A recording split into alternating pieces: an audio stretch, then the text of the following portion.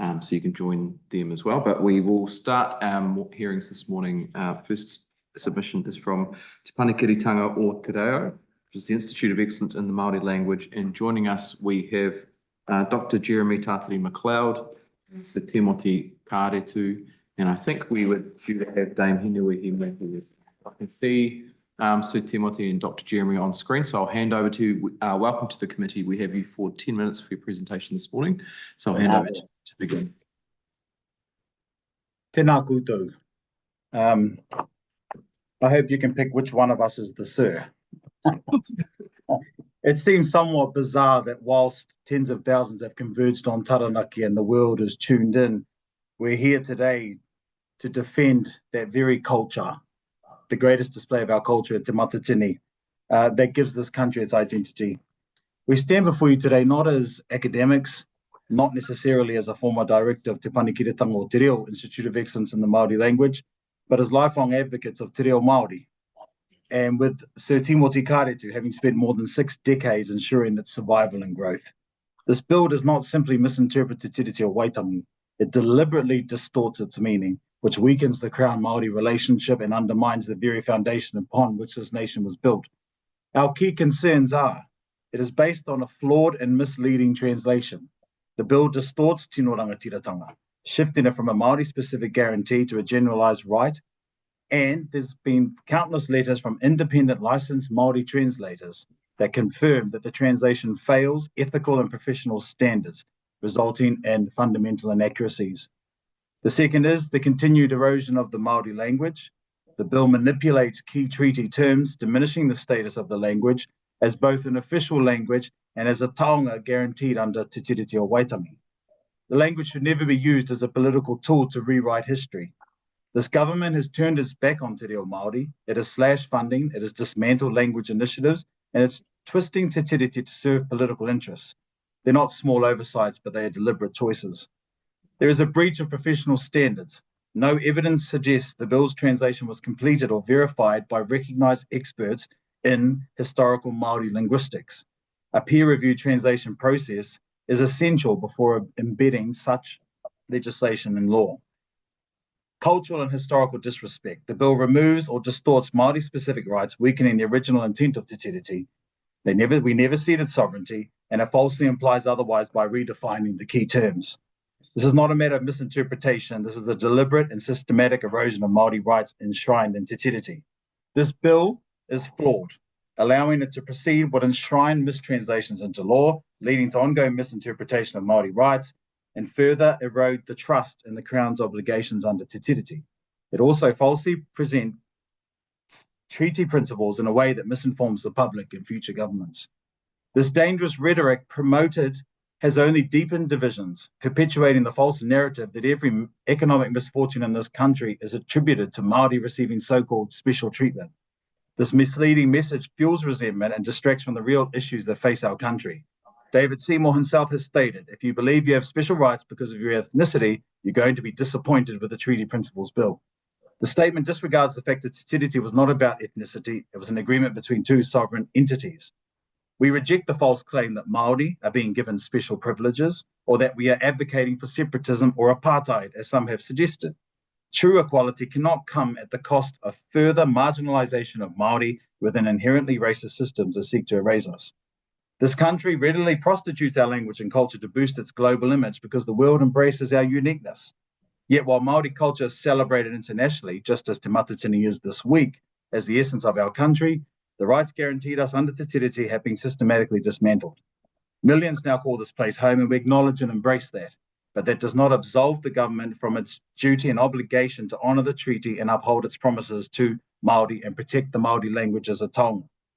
What privilege is there in being overrepresented in every negative statistic? Health, incarceration, poverty. What privilege exists when the Māori language still faces constant challenges to its rightful place, when it must be fought for at every turn to ensure its mere survival and growth? Privilege is not fighting for survival. Privilege is having the power to strip away that survival under the guise of equality. The call for equality is often used as a political tool to dismiss the unique status of the Māori language. However, Te Reo Māori is not just another language. It is the first language of this country. It is an official language, and the language in which over 500 signatories signed Te Tiriti o Waitangi. Despite this, it remains under threat, continuously sidelined, and constantly stripped of its mana by government policies that have chosen to pander to a small group rather than uphold its legal and moral obligations. Real equality would not see Te Reo Māori relegated to a lesser status, nor would it require constant justification for its existence in its own homeland. The erasure of the language is an attack on our identity. In concluding, the bill represents a deliberate assault on the Māori language and a misrepresentation of te tiriti. Language is not just words, it carries history, identity, and the promises made. So Timothy Kāretu, on my left here, has spent 6 decades ensuring this language thrives and survives. To see it misused for political ends is an insult not just to Māori, but to the integrity of our country. He has spent nearly 90 years on this earth and more than 6 decades, bringing Te Reo Māori back from the brink of extinction. And he'll be hating me saying any of this because he's part of a committed team. But to see the language stripped of its mana through the slashing of programs, the relegation to inferior positions, Māori names and words cast into the dustbin in less than 18 months is nothing short of disgraceful. But the language has survived despite the odds. It should not have to fight for survival in its own homeland. This is not about separatism. We respect the call for equal rights, but equality cannot come at the cost of the continual marginalization of our identity, our rights, and in this case, our language. We need to honor Te Tiriti as it was intended, not as it is politically reinterpreted. We seek that the Prime Minister withdraws the bill and stops enabling the politically driven attempt to rewrite Te Tiriti for the sake of coalition deals. We have witnessed how the language has been undermined at every turn. The fact that this bill has progressed this far shows a willingness to push for a divisive and costly attack, not to mention a pure and utter waste of time. This bill would ultimately absolve the government of its responsibility and duty to protect the language as a taonga guaranteed under Te Tiriti o Waitangi in 1985 through the Y11 claim, which was enshrined in legislation in the Māori Language Act 1987. Should this bill be allowed to go through, it would threaten the survival of Te Reo Māori, which is guaranteed as a taonga. The government has a duty and an obligation to uphold the language as an official language of the country. And we believe that we present this submission, and I would like to invite Sir to share some thoughts if he feels the need. I think we've said everything that needs to be said. The irony is that when I was appointed the first Māori Language Commissioner, the language had just been declared an official language of the country de jure, which English was not at that time. But here we are now still fighting for something that the country rejoiced at way back in 87. One can't help but ask, what's the difference now? What is the difference now, apart from an uninformed government of the day? Well, kia ora, kōrua. Thank you both for your presentation. We've got time for a couple of questions. I've got one here in the room from Kusha Tangaire Manuel, and then we'll go to Laura McClure. Mōrena kōrua, tēnā kōrua i o kōrua kōrero rangatira i tēnei ata. E te tākuta e te tā. He pātai tēnei mōhau e tā Timothy, ko koe tētahi whakaora anō i tō tātou nei reo rangatira. Nā reira, pēhea o whakaaro tūturu kei roto i a koe, kei te matakau koe i tēnei piri hea harānei. E matakura wātu ana au. Ka mutu ko hau tētahi nuaiho o te hungai whakapau kaha ke ora tonu ai tō tātou reo. Tō reira mihi mai ki awe ngani mihi ke takato o tātou. E papai nei, nā reira we te mataku nei i tēnei pirek. Me taku kore mō he hara i whakatere ai tēnei waka. Kei te pātai au kia wano, e whai hua ana rānei kāre noi ho rānei, ngari kia nei, ki te whawhai tātou, ko roa tātou whawhai ana me whawhai tonu, kia ki te tautai nei, e kore tōna waka e uki uta. Tēnā koe, tēnā kōrua. Thank you. Thank you, sir. We'll take a question from Laura McClure. Morena, thanks for being with the committee this morning. Just wanting to know specifically what part of the bill you have concerns around the protection of the Māori language, because I can't read anything specifically in it that would say that there will not be a protection. I think from what I see, we're moving far more in society towards using more te reo. Like my children are relatively fluent, which is great. And I don't see that changing with this bill, but can you be like specific where you see that like happening would be good. Thank you. I'll answer that in the 20 seconds I have left. Sorry, guys. Well, it's okay. What this bill does is that it will threaten the position of the language as a taonga guaranteed under Te Tiriti o Waitangi, which gave rise to the Māori Language Act. It would absolve the government of its responsibility to protect it as a taonga and as the official language of the country. That is our concern. Thank you. Thank you, Dr. McLeod. Sir Timothy, thank you both for being with us this morning. The committee does appreciate your time. Thank you for having us. Kia ora koutou. We will now move to a submission from Thomas Newman. I think Thomas is going to join us online.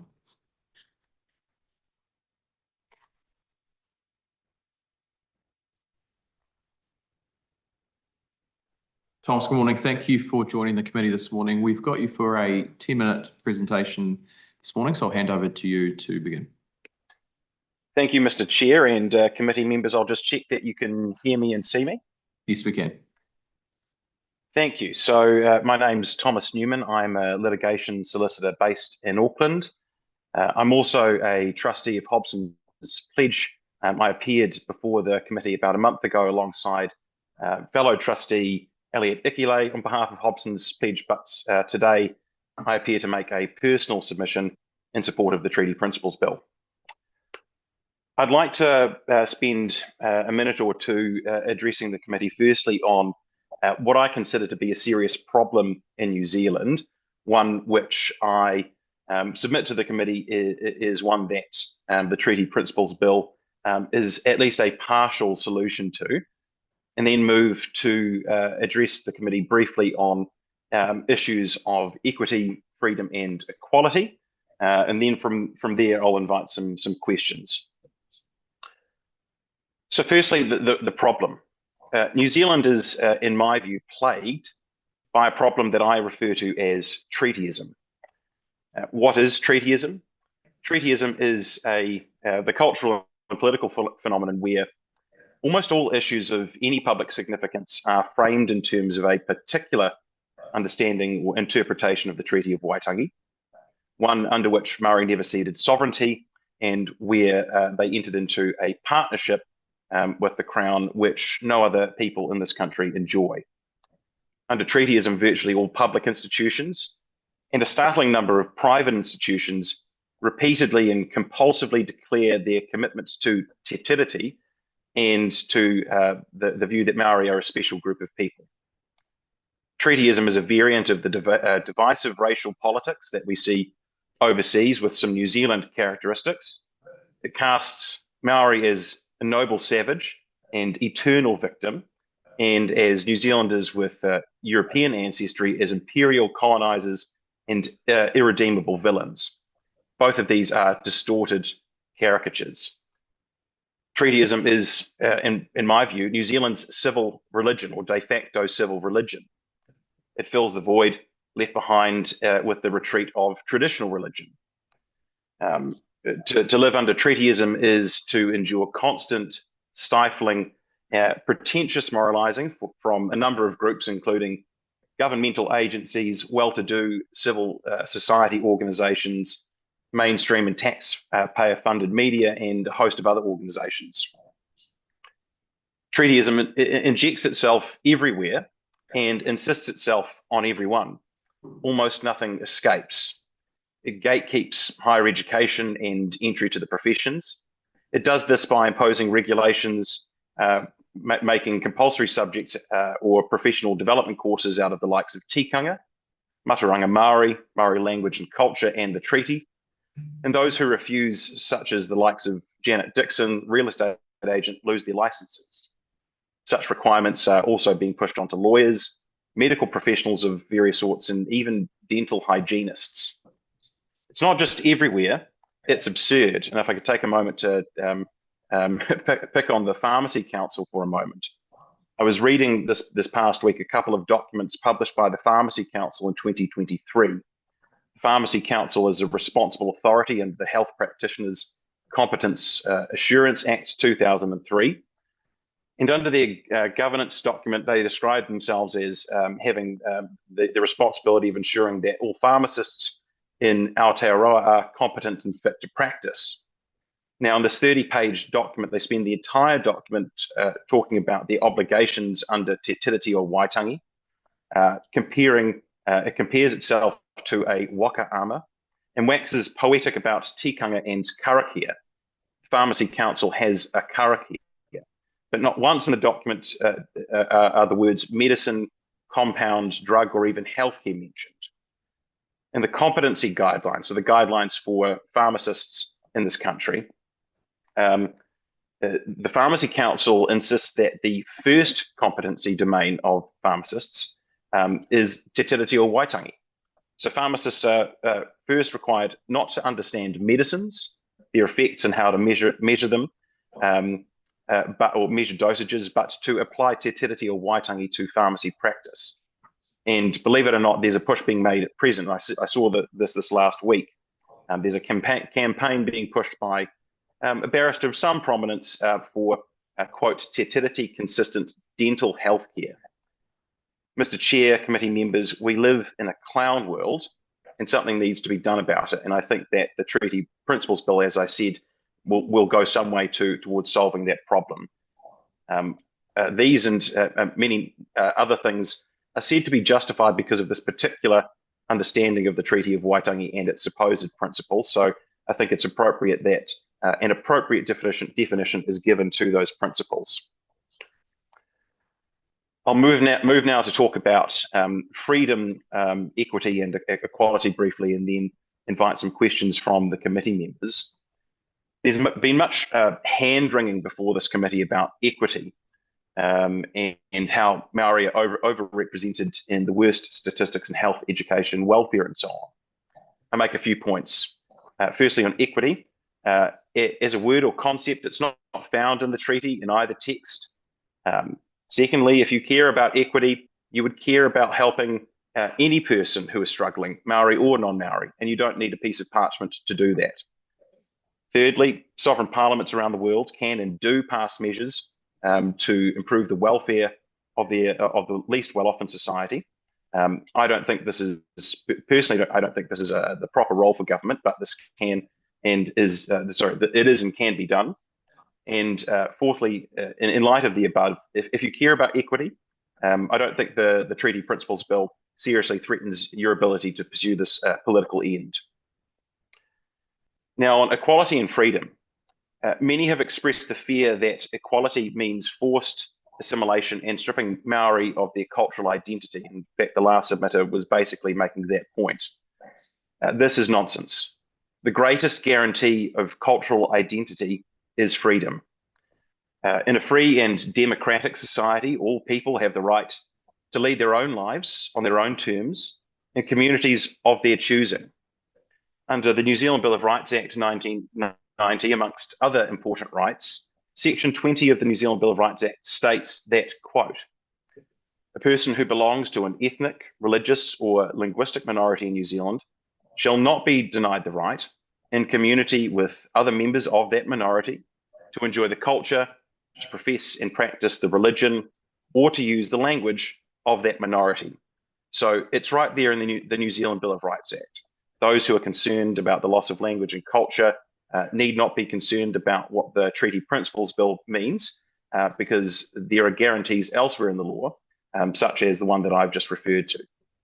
So those are my submissions on the problem and, well, I think the overblown fears that people have about this bill. And I'll now invite questions from the committee members.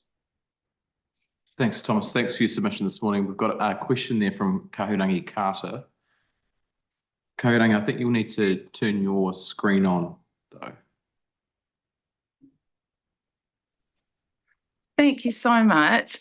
Morena Thomas, Kahurangi Carter. No Ngāti Manupoto, no Tainui Aho, Te Uri o Ranginui Rawa ko Papatūānuku, and I also whakapapa to Wales, Scotland and England. Thank you for sharing your interpretation of the founding document of our country. I just wanted to know, because I can see that it is hard for you to honour the founding document of our country. And I just wanted to know if you need a hug. No, I wouldn't say no to one, no, but I don't think that's relevant to the sorry, issue Thomas. before the committee. Thomas, sorry, no, we're not going to start our meetings like that this morning. That's not an appropriate question for submitters to ask. Thank you. And I'll just remind members. I wouldn't say no. I'll just remind members to treat all our submitters with the care of level of respect that this process requires. So I'll go to a question from Laura. Thanks, Mr. Chair. My question to you, Thomas, is you mentioned in the outset that you are involved in litigation. Are you actually involved in any of the anything involving like resource management or anything around potential claims, or have you seen this within the profession that you work in? I don't currently. I'm not currently involved in any resource management litigation, but I do keep abreast of the relevant law. So unless you've got a specific question, I'm not sure I could add much more. That's okay. Yeah, I was just wondering if you'd seen issues within your professional career around around these issues, and part of the reason for the Treaty Principles Bill itself is to try and obviously rectify these issues that we have under some of our other kind of pieces of legislation, like the RMA, for example. But yeah, that's absolutely fine. I thank you so much for your submission. Thank you. Thanks, Laura. Look, thanks, Thomas. Thanks for joining the committee this morning for your presentation. We do acknowledge you taking time out of your day to be with us to present and to provide us with your view. So thank you. Thank you. The next submission is going to be from Leonie Pihama, and Leonie is with us online. Morena, Leonie, thank you for joining us this morning, nice and early. We have you for 10 minutes before the committee. I'll hand over to you to begin your presentation. Tēnā koutou. Tūtahi tika ana kia mihi kia rātou ko riro I te pō, ki ngi tū heitia, pō te tau te whiro o te tuawhiti. Nau arahi te motu kia tū ngātahi I raro I te kotahitanga, no reira I te kingi moi mai rā. Ko te tia ki te rangi, ko ngā hono I te pō ki te whenua, ko tō mātou kuini me te kāhui āri ki nui tonu riri hau, pai mārē. Ka huri aku whakaaro ki ngā mārei kura ka tai anō ko wehi ki tō te ārai. Ia ku mārei kura, ko tari ana, ko iritana, ko koe māta, haere atu rā. Haere ki tō pairau, ki te pūtahitanga rehua, ki te huihuinga o ngā kahurangi, moi mai rā.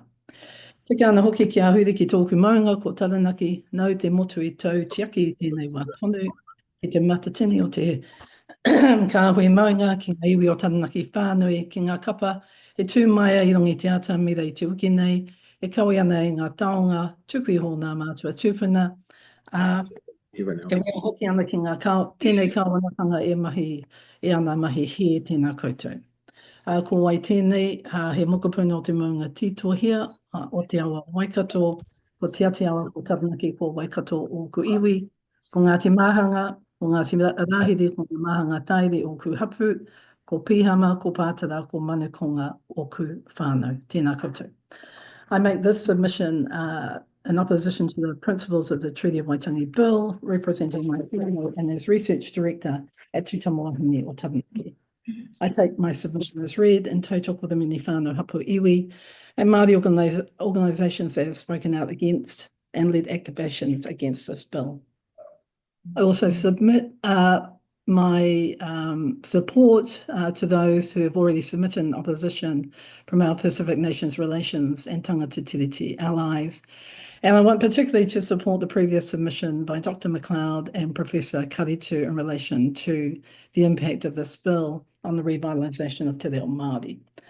I want to make some general statements in terms of Te Tiriti Waitangi and the role of this coalition government in the re-traumatisation of our people and the disregard for the well-being of Tiriti-based relationships in this country, and some points on what is driving this bill and the impact on Māori and therefore on Aotearoa as a whole.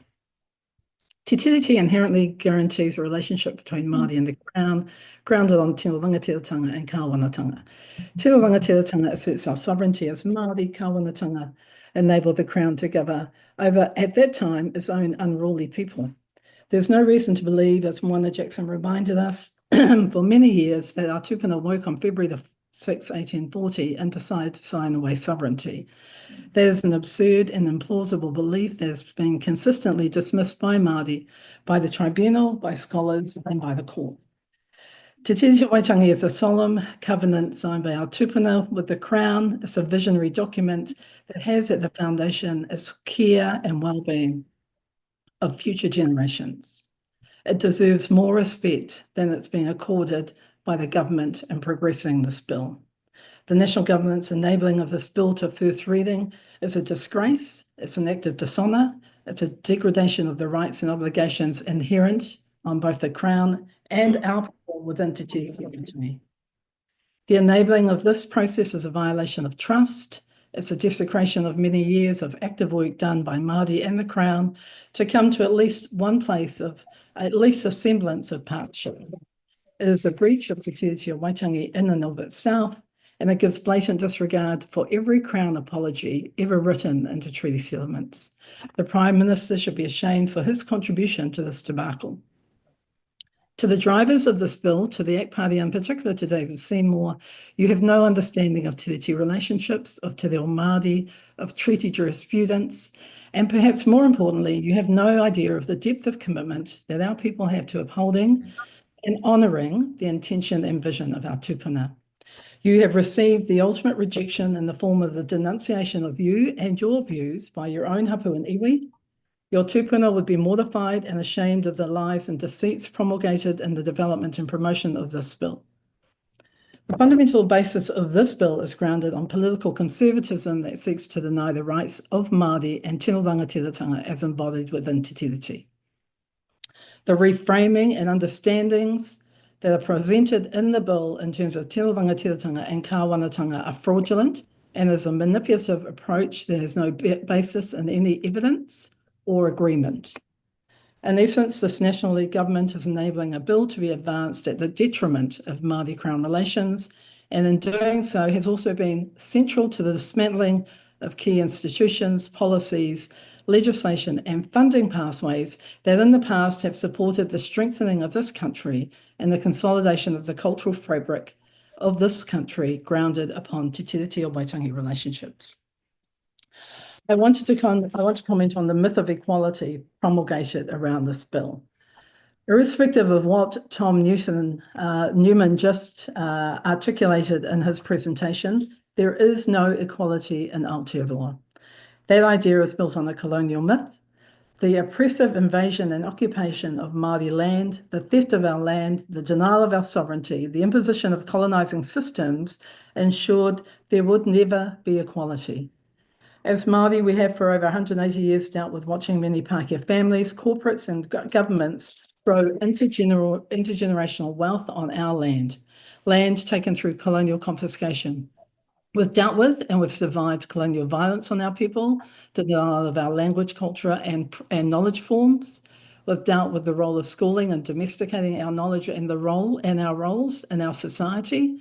We've dealt with the imposition of social hierarchies of race, class and gender that have only benefited the Crown and their descendants. We've dealt with the enabling and the ongoing enabling at this time in our history of white supremacist, racist, homophobic and transphobic beliefs that are inflicted upon our people. You cannot steal all the resources of a people and then claim we're all equal. You cannot enable racist justice systems to disproportionately arrest, try and imprison Māori and say there is equal justice for all. You cannot enable a health system to deny our people treatment, provide us with less access, have Māori die earlier with preventable deaths, and say that one approach to health serves all equally. You cannot marginalise and deny rights of an entire nation of people and then tell us we all have the same rights. You cannot deny generations of our people the right to speak their language and then impose a foreign language schooling system, remove our language from public spaces, and then tell us we all have equal opportunities. That is not only a myth, it is a blatant lie, and it's the basis for ongoing dispossession of our people. This bill is not about equality. It has never been about equality. It's about increasing and reproducing inequality for Māori and generations to come. It is also about removing any protections Te Tira accords us and opening our lands further to global corporates that wish to continue the pillaging and rape of our whenua and of our moana. It is incumbent on this select committee and the government to halt this process. But I also want to stress to this government, it's not enough just to stop this bill. You must also reverse the destructive policies and legislations that have come as a part of undermining Te Tiriti o Waitangi by this government.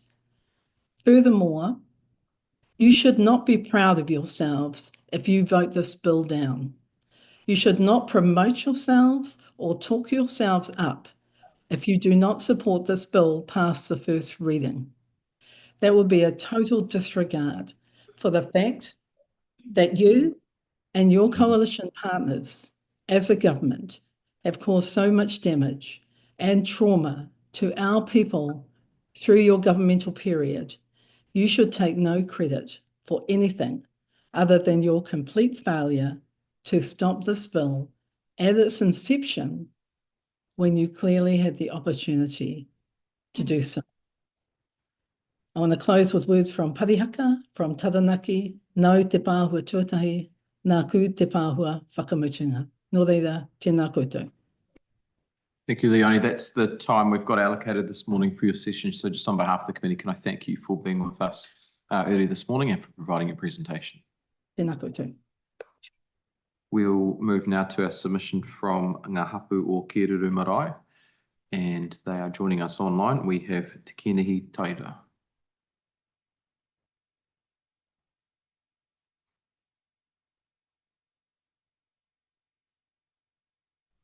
Kia ora. Kia ora. We've got Kenehi Teira. Yes, hi. Morning, sir. Thank you for being with us. We've got you for a 10-minute presentation this morning, so I'll hand over to you to begin. Tēnā koutou, ngā mema o te pāremata.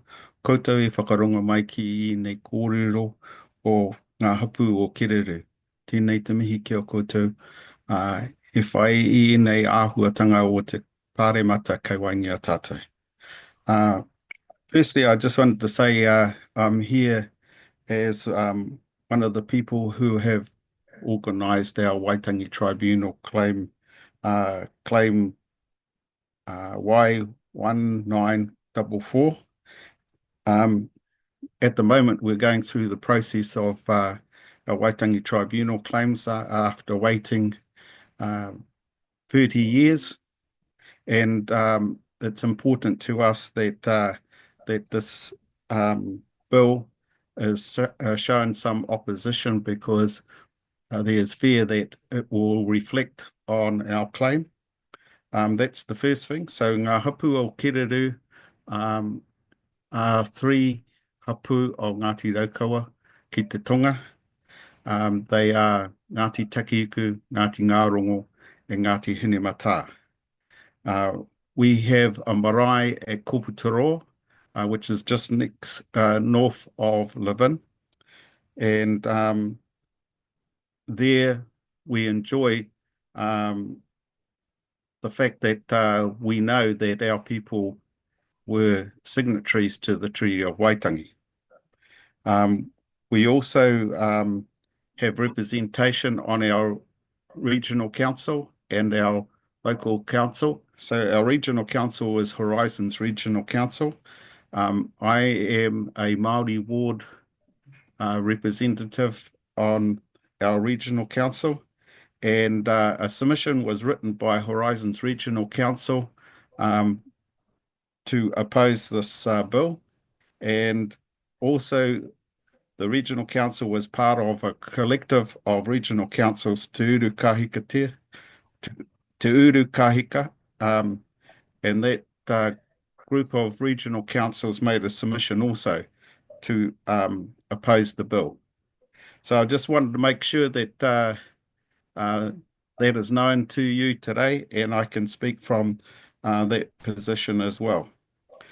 Now, I want to say that this submission is not an anti-treatyism perspective, as expressed earlier on. This is a position that comes from our late King Teira, who expressed the ideal of kotahitanga, working together in partnership. In order to be able to do that, we have to recognise that the Treaty of Waitangi is a contract, a compact, or an agreement in international law. It sits beyond any laws of the land. It sits outside of Parliament in its own right. Therefore, it's the foundation not only of our country in its own right, but it is the expression of partnership itself. So as an invitation from the chiefs of the land in 1840 and particularly 1835, this treaty was a compact based on that invitation in 1835. And in that compact in 1835, which is often referred to as the Declaration of Independence, mana motuhake was not ceded. In actual fact, if you were to talk about the rights of our people, you would talk about mana and mana motuhake. Therefore, by the time we come to the Treaty of Waitangi, it's about that invitation to share in the governance of the land, and that's the Treaty of Waitangi. So we talk about their reciprocity, manaakitanga. It's also not a word that you find in the treaty, but it's an expression of the treaty because it's about partnership. It's based on the relationships of inclusiveness, consultation, involvement in work, of respect, of the voice of the Māori partner, and the value that is paid towards that relationship. Now, in terms of participation, that is guaranteed in the Treaty of Waitangi as a right, the right to representation, such as Māori wards, such as members of Parliament that are Māori, such as representation in management and jobs across the public service. It also says that there should be participation in training and education and business programs and all aspects of life, including the media, the law, business, and other matters of government. And finally, what the treaty does as a compact, as a contract or agreement, is that it sets up protection of the rights and privileges of New Zealand citizens, which may include people from overseas to come and live here amongst us. And it's of the protection of the rights of the partnership and participation of our culture.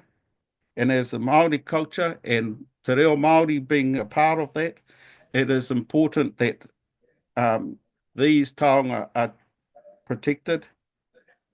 And it's about our children, protection of our children and of the environment, to make sure that we do something about climate change for future generations. It's of protection of health and well-being, income and jobs. And finally, it's about mana motuhake, being able to attend to our own schooling, our own marae, our own culture and taonga such as Te Reo Māori. So when you put that all together, there's no need for this bill. It's all spelled out in the Treaty of Waitangi itself. It's all in the provisions of the treaty.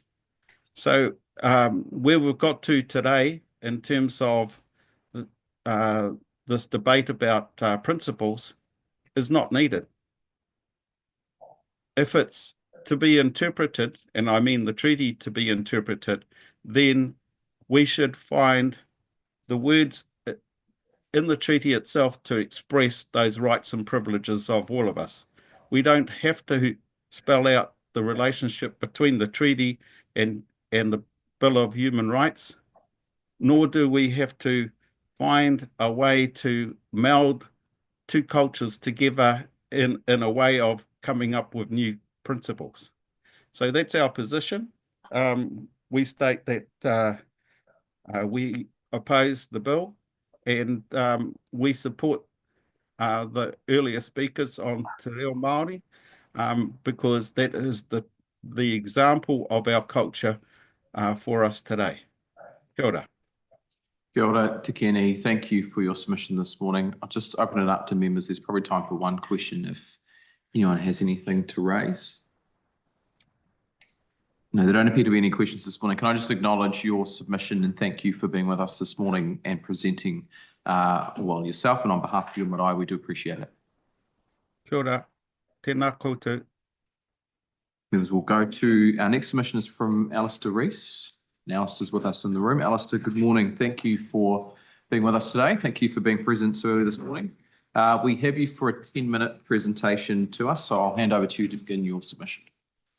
He honore ki te atua mangaronga ki te whenua, whakaro pai ke ngā tangata katoa. My name is Alistair Reese. I'm a farmer, public theologian and historian from the Bay of Plenty. He torohe o Tapawika. I acknowledge it's my privilege to be speaking to you today. Nō reira, ko tēnei te mihi ki a koutou. I hope you enjoyed my book that I gave to you at Christmas time and enjoyed the contents within. Inspired by a proverb by Kenehi Teira, and who borrowed from the proverb of King Solomon, he said, "Ki te kore te whakakitenga, ka naro te iwi." I paraphrase, and it says, "Without visionary leadership, the nation suffers." This is our situation at the moment. With regard to the founding document, Te Tiriti o Waitangi, there exists a leadership vacuum. Under this treaty, the government has a fiduciary duty of care, first, in particular to the iwi Māori, and of course, to all citizens. It's called kawanatanga. What type of care is this? On the night of the 5th of February, the missionary Henry Williams met with rangatira mā at Te Tau Rangatira. And he actually said to them that this treaty is Queen Victoria's act of love to you. As I said at Waitangi last year, the kind of love that Williams was talking about was a biblical agape love. It's to pursue the highest good of the other. The Crown's fiduciary duty of care to Māori is for their highest good, and the bill fails to do this. The proposed legislation is either a complete misreading of the room or a Machiavellian political ploy. Only those responsible can answer this. Either way, it's a concern. Under the guise of consulting the nation, a sword of Damocles in the form of a referendum hangs over this bill. The commitment to a referendum opens the way for a treaty interpretation by the tyranny of the majority, many of whom, because of our national historical amnesia, have only recently become familiar with its contents. We need a wise, careful reading from the nation's leaders. My former history supervisor, Peter Gibbons, wrote, "Colonization is not just an early morning fog that dissipates mid-morning as the bright sun of national identity comes out." It's apropos to my submission. I shall refrain from a micro-analysis of the bill, as many have done that before me. Instead, I shall highlight a couple of points. For one, it collapses the differences between Article 2 and Article 3. This has the effect of eliding the identity and the rights of tangata whenua with tangata tiriti and creating a convenient oneness and a misleading national identity. This strategy has led to some Pākehā to claim tangata whenua status before this very committee. This identity formulation seeks to homogenise all citizens under an amorphous rubric: we are all New Zealanders, or we are all Indigenous now. It's a sleight of hand which simply continues the assimilating practice of the past. I've addressed this issue in my PhD thesis, Reconciliation and the Quest for Pākehā Identity. However, it's through the lens of reconciliation that I shall use the rest of my time to look forward. The treaty has suffered neglect and betrayal over generations, and I only nominate a few examples. Ngā Pera Panikaria, who famously insisted, "The shadow of the land will go to the Queen, but the substance will remain with us." Within a year, he changed his mind and he said, "The substance of the land will go to the Queen," despite the assurances of Article 2. In 1877, Judge Prendergast called it a simple nullity. In the early 1900s, the original document was discovered, rat-eaten and water damaged in the basement of the government buildings in Wellington, symbolic of its place in our legislative priorities. Meanwhile, the land where the treaty was signed had been sold as a farm, including Busby's house, and that each had fallen into disrepair. Providentially, it was rescued by the then Governor-General, Lord Bledisloe, in 1932 when he purchased the property and he gifted it back to the nation. At the official gifting ceremony in 1934, he borrowed a te ao Māori metaphor for reconciliation, and he addressed the gathering and he said, "Let Waitangi be a tatau pounamu for us all." He then prayed, "O God, grant that the sacred compact here made in these waters might be faithfully and honourably kept for all times to come." In 1840, the treaty was a reconciliatory mechanism between Māori and the new settlers. Bledisloe understood this. And we need to ask now, how can Waitangi become a reconciliatory mechanism again? There are still many issues to be traversed. However, the foundational role of the treaty, which many see as a covenantal commitment, is settled. It is our foundational pou of the nation. What is not settled is some of the detail. Compare relationship between Kawanatanga and Tino Rangatiratanga, the implications of the third article and the oral article, to name a few. But I should like to name and suggest two strands of reconciliatory action which could move us forward. Firstly, in order to address this, allow me to relate a biblical story. In about 1000 BC, the Israelites made a treaty with the tribe of Gibeon in the land of Canaan. About 400 years later, in the reign of David, there was a famine in the land. David inquired of God as to the reason, and God's answer was, "It's because you broke the treaty with the Gibeonites. Go and talk to them." The scriptures record that David sought out the Gibeonites and he asked them, "What must I do to be reconciled?" They listed their requirements and the drought lifted. Whatever one thinks of the historical veracity of this story, the principle is clear. Biblical wisdom proposes that it is not the offending party who sets the reconciliatory agenda, but the offended party. So what's the application of this wisdom? Firstly, instead of the government declaring the terms of reconciliation, you need to ask Māori the question, what must we do to be reconciled? And then listen. Secondly, we need to curate an in-depth wānanga inquiry such as a royal commission to find a consensus on the meaning and the application of te tiriti. In South Africa, they created the Truth and Reconciliation Commission. We need to use our political imagination. However, such an inquiry needs to be conducted in good faith without a Damocles sword hanging over it. So to conclude, returning to the Crown's duty of care. The nation has a deep need of healing over 185 years of Crown's malfeasance with regard to Te Tiriti.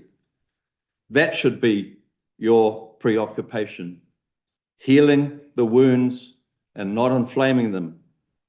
I close with the prophetic words of Bishop Whakahuhi Verko at Waitangi in 1990.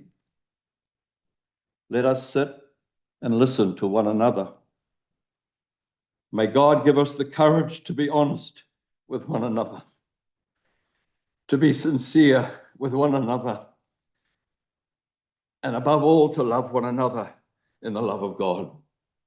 Toi tū te kupu, toi tū te kawanata, toi tū te tiriti. Nō reira, tēnā koutou, tēnā koutou, tēnā koutou katoa.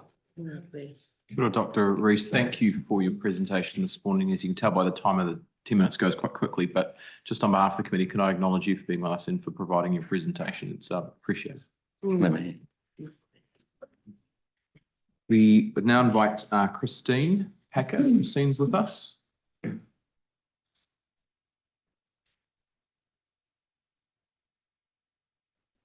Morning, Christine. Thank you for being with the committee this morning. We have you set down for a 5-minute submission today, so I'll hand over to you and invite you to begin your presentation.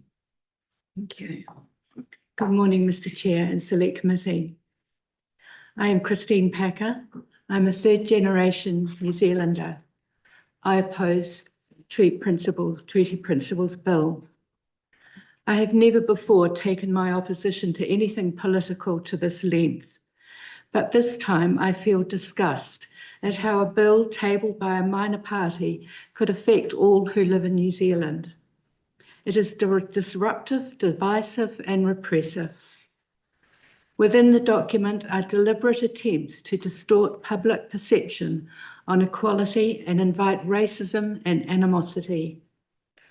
The process of its introduction is anti-democratic, and that it ignores our established political processes addressing such important issues.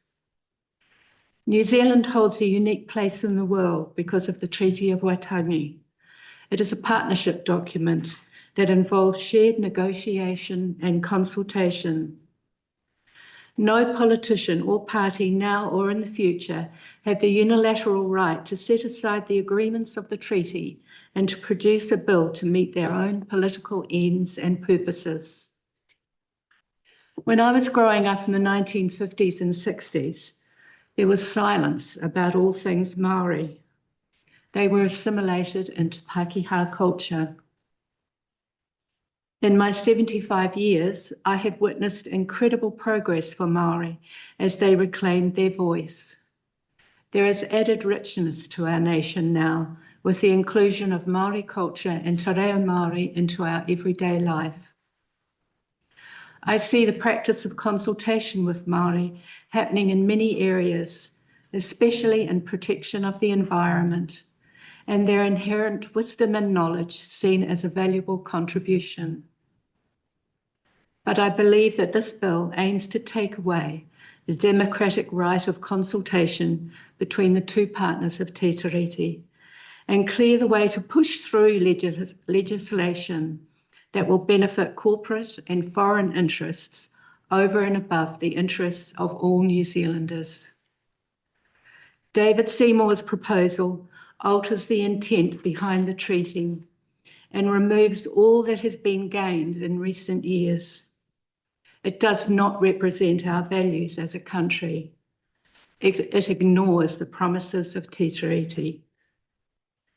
The proposal to treat all people equally rather than a partnership between two peoples reeks of assimilation. It's a backward step. Thank you for listening. Thank you, Christine. Members, I'll hand over to you if there are any questions. We've got a couple of minutes left. Thank you for coming in person and for your contributions this morning. Earlier we heard about, you've talked about the richness our culture adds.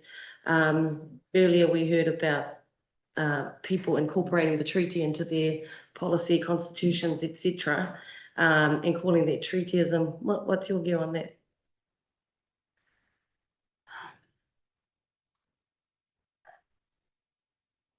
I'm sorry, I don't really understand the question. Yeah. So some people are incorporated. For example, I think the Dentists Association was used as an example of an organisation that has a karakia and implements the principles of the treaty Right. into how they run their organisation.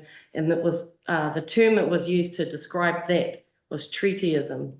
Oh, So what's your view on the incorporation of the treaty in organisations and just your general view on that? well, I think from what I have said that I applaud the inclusion of Te Reo Māori in culture, and I don't see it as treatyism. It's the first time I've come across that term, actually. Yeah. Thanks, Koshla. Thank you, Christine. Thank you for your time with us this morning. We appreciate you coming in person and presenting. Thank It's very important to have people in person, and for you to make that effort is greatly appreciated. So thank you. you. Because we're now going to have a submission from ELP. And the ELP are joining us online.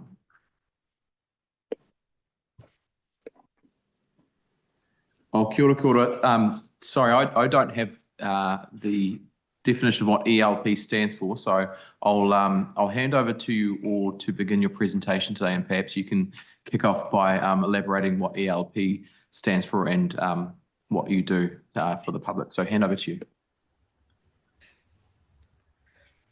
Linda.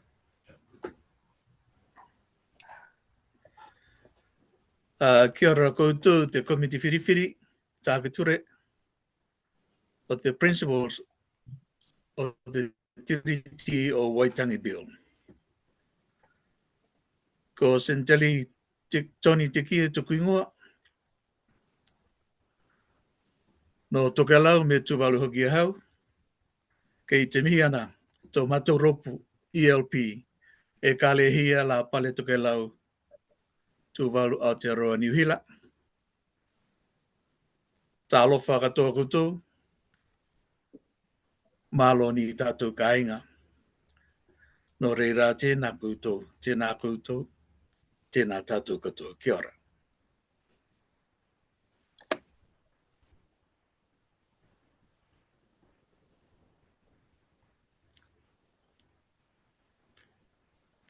Tā alofa katoa koutou.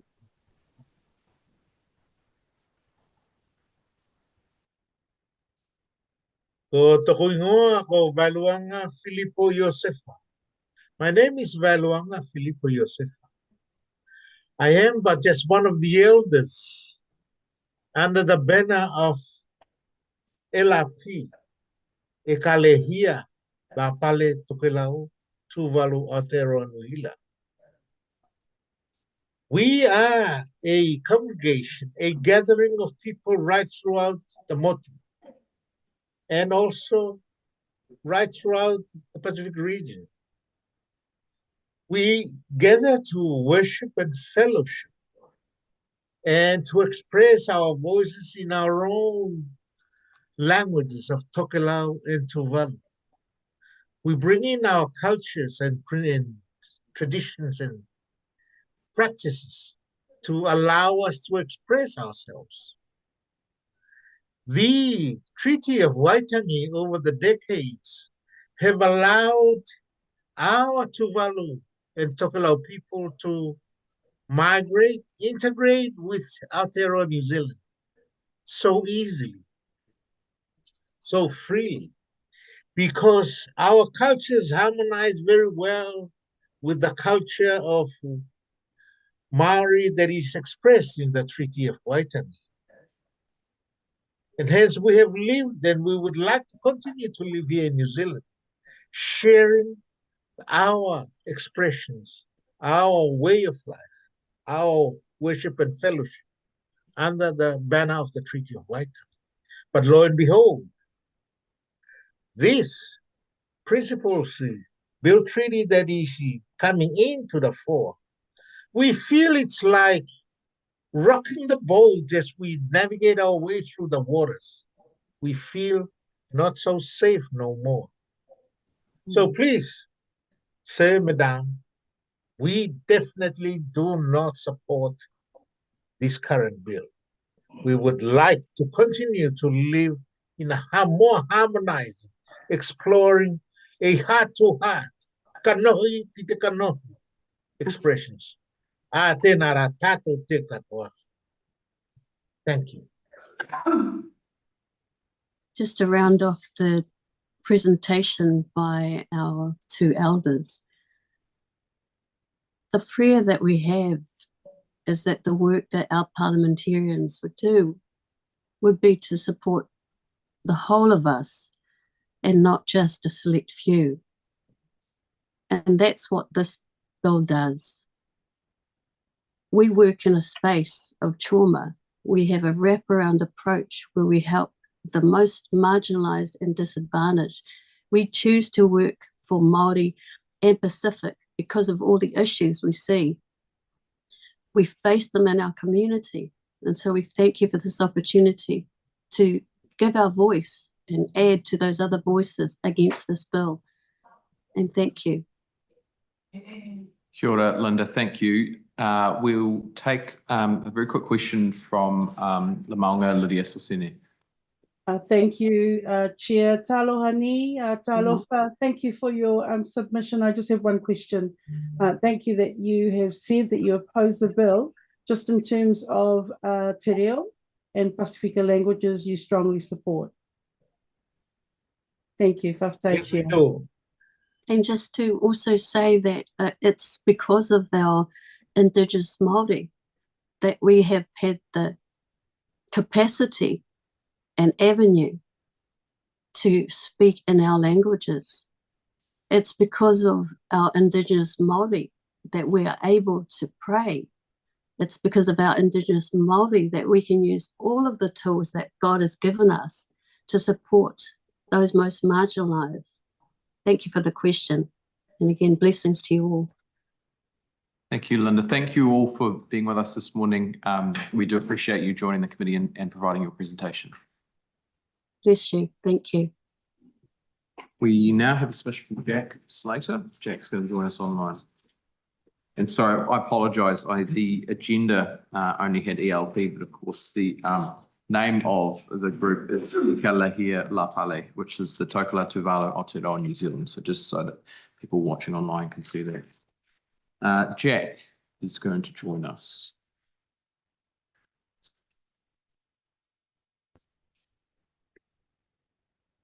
See us now. Tēnā koutou katoa. Kia ora, Jack. If you can turn your camera on for the sorry, mate. Thank Can you. you see me now? I can. Thank you, Jack. Thanks for being with the committee this morning and thank you for your submission. We have you for 5 minutes this morning, so I'll hand over to you to begin your presentation. Okay. Tēnā koutou katoa. Ko Jack Slater Hall. This is my mother and support person, Margaret. I live in Tamaki Makaurau, Auckland, with my mum and my dog, Doug, who I walk every day and look after. I'm 26 years old and whakapapa back to Ngāpuhi. I live with Kabuki syndrome and have many different disabilities. But I don't let that hold me back from my dreams for my life and to work with children. It is my passion to be a learning assistant in a primary school. It's very hard to find work as a person with disability, but I will keep trying. I'm very concerned about this bill and what it could do to our country, our people, especially the disability community. The tariti is really important to me. It is one of the country's founding documents, along with his whakaputinga, the Declaration of Independence, signed in 1835. I've always felt so proud of our treaty with the Indigenous people of the whenua. The treaty sets us apart from other colonized nations. We have all lived under the treaty since 1840. Gives right to all New Zealanders, and it's what makes our country, our beautiful country, what it is today. Te tiriti help to protect the natural world, our motu, our whenua, and awa. I don't think enough people really understand te tiriti to be trying to change it. Te tiriti protect people like me by standing up against unfair treatment and supporting our rights. There have been major challenges and changes in disability community recently. There have been cutting of funding, social support, and going backwards with all the things that work for us, like enabling good lives. Our community will be even more isolated with this kaupapa. This bill had not taken consideration the disability community. There has been no consultation with us. This bill attacked our human rights. Nothing about us without us.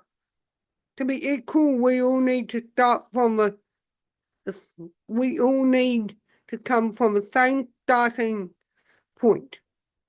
The disability community stand to lose what little place they have in society if this kaupapa is set into motion. A massive concern over what will happen to those of us who are vulnerable with the concept of we are all equal. We are not. I want everything you guys want: a girlfriend, family, a job, a warm home, friends. But I need extra support to have all those things. I don't start from the same place as most people do. Equality is same, but it doesn't mean it's fair. Equity is fairness, where we each get the things we need to achieve what is important in our lives. This bill makes me worried you don't see how hard I have to work to get the same outcomes in life that you are trying to get. This bill undermines how real those struggles are by pretending that there is no difference between you and me. We are all different. And we all deserve to be treated with support and respect. I strongly oppose this bill and recommend that this bill be abandoned. Now, mihi nui, thank you so much for the opportunity of this whakaaro with you, Jack E. Slater. Tēnā koe, Jack. Thank you for your submission this morning and for being with the committee. Well said, and just want to acknowledge you having the time to spend with us this morning and provide your submission. So thank you very much. Kia ora tātou. Kia ora, thank you too, Mark. Nice to see you both. Kia ora. Okay, we'll go to next submissions from Eva Rose Toya. Eva's with us in the room.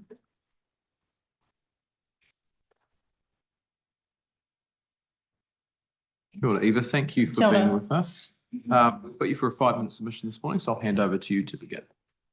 Ata mārie koutou. I take my written submission as read and would like to make the following remarks. My name is Eva Rose Toya, named after my grandmother's sister. She used the name Eva her whole life, but her true name is Te Tau Kumikume o Te Iwi, the year that pulled the people together, a legacy that of the promises made in 1840. I oppose this bill because it's not protecting the future of Aotearoa, it's undoing decades of progress made in recognising te tiriti, te reo and tikanga Māori in law and policy. It disregards commitments made through settlements and proposes regressive changes that weaken Māori rights and limit benefits for all New Zealanders. For much of its history, the treaty has been neglected, not just in law, but physically. It was nearly lost to fire in 1842, found in a government basement in 1908, partially eaten by rats, and sat locked away mostly uncared for until 1991. Today it stands in a purpose-built display alongside her whakaputanga and the suffrage petition. It is safe, but still fragile. This reflects how the Crown, through successive governments, has regarded te tiriti. damaged, ignored, then restored it when politically necessary. Now this bill seeks to strip away our right to thrive and to protect taonga we all enjoy. The proposed interpretation is flawed and the built-in power imbalance deliberate. Cabinet's 2019 guidelines, developed by constitutional experts, confirmed that Te Tiriti must be central to policy development, focusing on the original text rather than just court-defined principles. These guidelines also acknowledged past Crown failures and the suppression of Māori rights. Since then, treaty clauses have been embedded in key legislation, and while nothing is perfect, we get better with practice and time. An interpretation of the principles evolves as our society does. The treaty is not a fossil, it's a renewable resource. It is actualised and given mana through settlements, restitution, claims and inquiries, and gains life from being tested. In November, as the hikoi moved across the country, the Māori of Te Tiriti was embodied through the collective will of the people. I marched with my whānau, standing with tens of thousands who reject this bill, and now I find myself here, opposing legislation that contradicts the guidelines of the treaty as a framework for how we live together in Aotearoa. Last week, it was reported that Māori tourism accounted for $1.2 billion of GDP in 2023, showing resilience even through the pandemic. Over the past decade, the Māori asset base has expanded at a much faster pace than the broader economy, and the NZQA has reported that kaupapa Māori school students had higher attainment rates in NCEA than students in comparable mainstream schools. It looks like Māori are holding up our side of the agreement. What's the Crown doing? Disestablishing Te Aka Whaiora, removing education budgets for Te Reo Māori and defunding Reo Māori entities in the public sector. It might be legal, but it certainly seems unethical. This country has the potential to be a world leader in Indigenous reconciliation and sustainable development, where strategic planning, communal stewardship, and protection of natural and cultural assets drive long-term prosperity. Te Tiriti is not an obstacle to that vision, it is the foundation of it. The privileges of living in New Zealand, the ones we market to the world, are the very ones this bill threatens to erase. The dilemma of modernity is the tension between progress and its consequences. Our challenge is to find the balance between innovation and the values that make us, us. Te Tiriti brings all non-Māori into the whakapapa of this country. It's not about Māori privilege. The issue is that for too long, privilege has gone one way, and those who've held it have been very good at exploiting it. My name is Te Tau Kumekume o Te Iwi. I use this name without shame or apology as a whittle to the Crown to stand by its promises and uphold Te Tiriti with honour and dignity. Kia ora. Kia ora. Thank you for your submission this morning. There is time for probably a question from members if anyone has anything to raise. Tēnā koe, Te Tau Kumekume o Te Iwi, me o kōrero I tēnei ata. Based from the tone of your submission, I think you might be able to make a comment on what was phrased as treatyism this morning. What's your view on that and the incorporation of treaty throughout constitutions, etc.? And I suppose the implication that it's become a bit of a gravy train for some people. Treatyism just sounds like a bad word for what I said was a good thing, which is progress and the integration of te reo and tikanga Māori into policy and law. Just sounds like another phrase that a Temu racist has come up with. Thank you. Thank you for being with the committee this morning. I appreciate your time. We'll now have to move to our next submission from, it's on behalf of I Love Avendale. And with us is, I think, is it Jacqueline? Hi. Jacqueline Bonici. So thank you for being with us, Jacqueline. We've got you for a 5-minute presentation this morning, so I'll hand over to you to begin.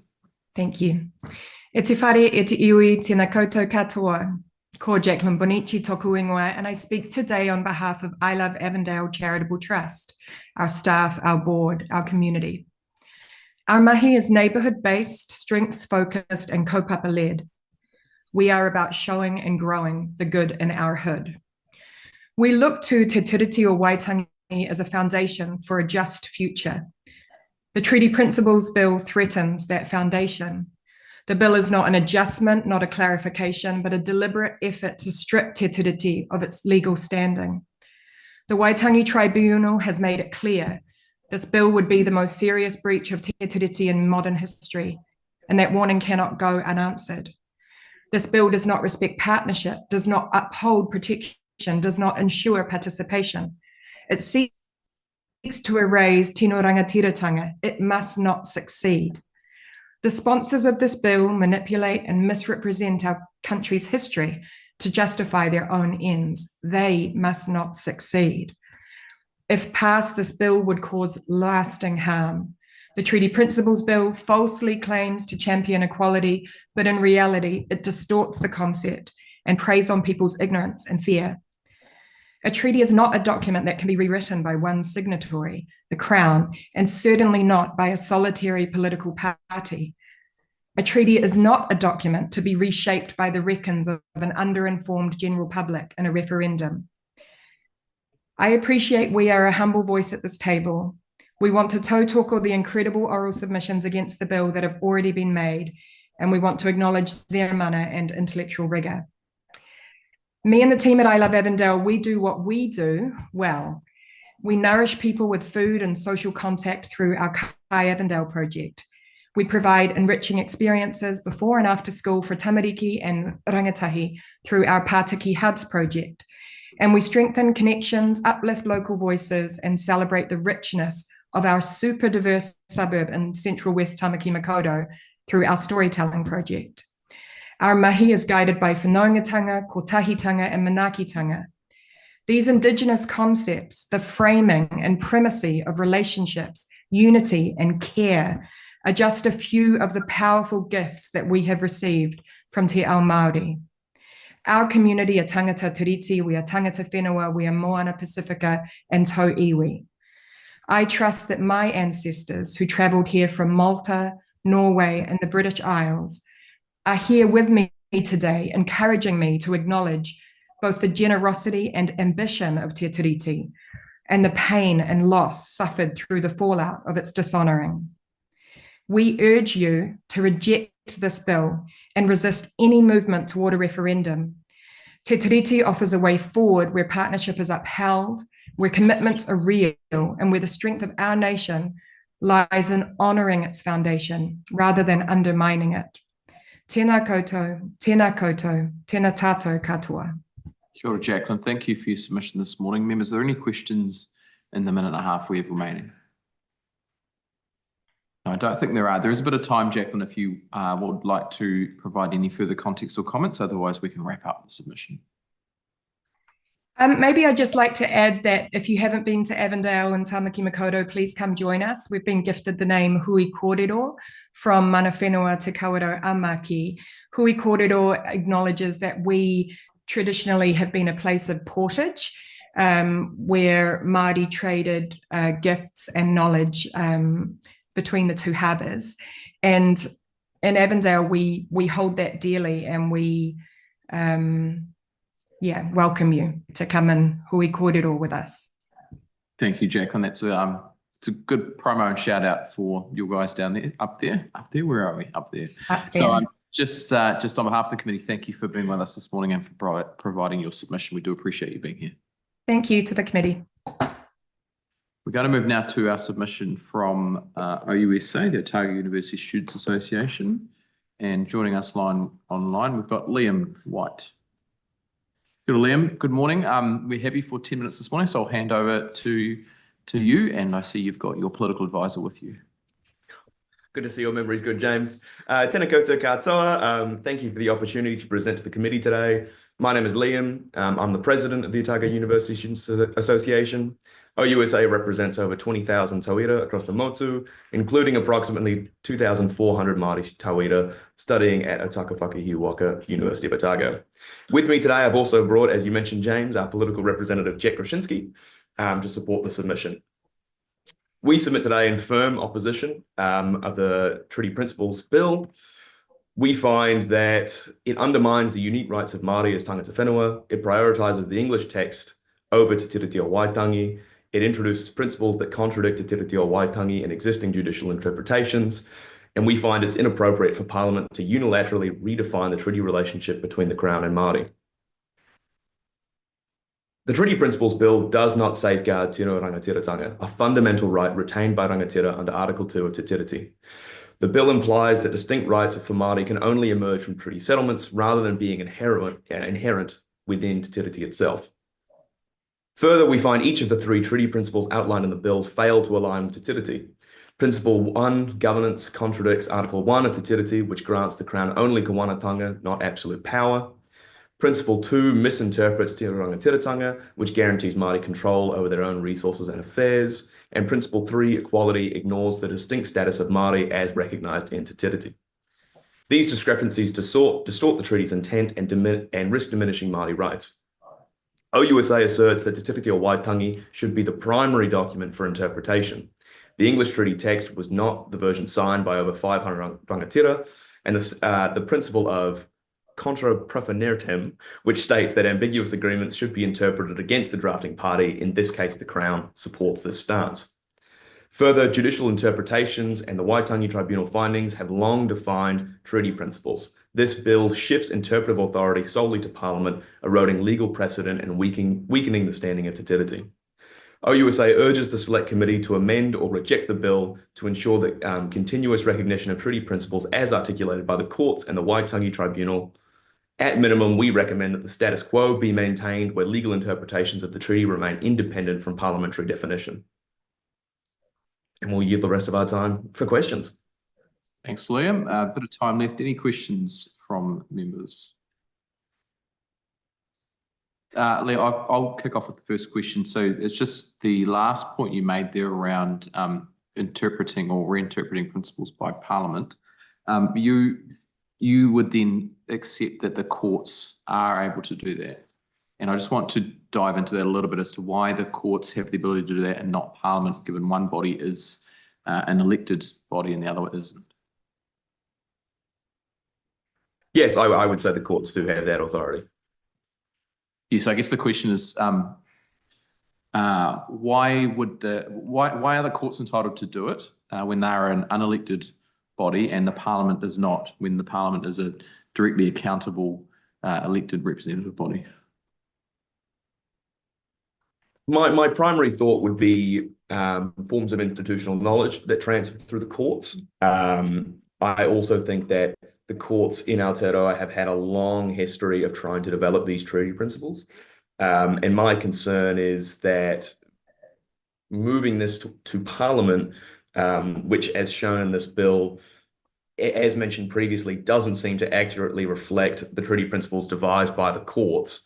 And I understand that might be producing a bit of a circular argument, but it seems that Parliament, when given this power, or in theory given this power, seems to misrepresent the treaty, or Te Tiriti rather. So if the courts in a decision in 6 months' time came out and said that the principles of the treaty were in fact what are outlined in this bill, would that be a valid decision by the court? Well, I'm not totally sure the courts would do that. I understand the lawyer hypothetical, but that would seem to contradict a lot of the court's previous history. And obviously, I'm not a lawyer. I'm a Pole student, not a law student, so I'm not the perfect authority on this. I guess what I'm trying to get to is the validity of interpreting the principles based on what the principles are interpreted to mean, or are they based on the body doing it? Because presumably, if the courts did come out with a decision which said that the principles mean 1, 2, 3, as are outlined in this bill, then that would be endorsed and accepted as valid.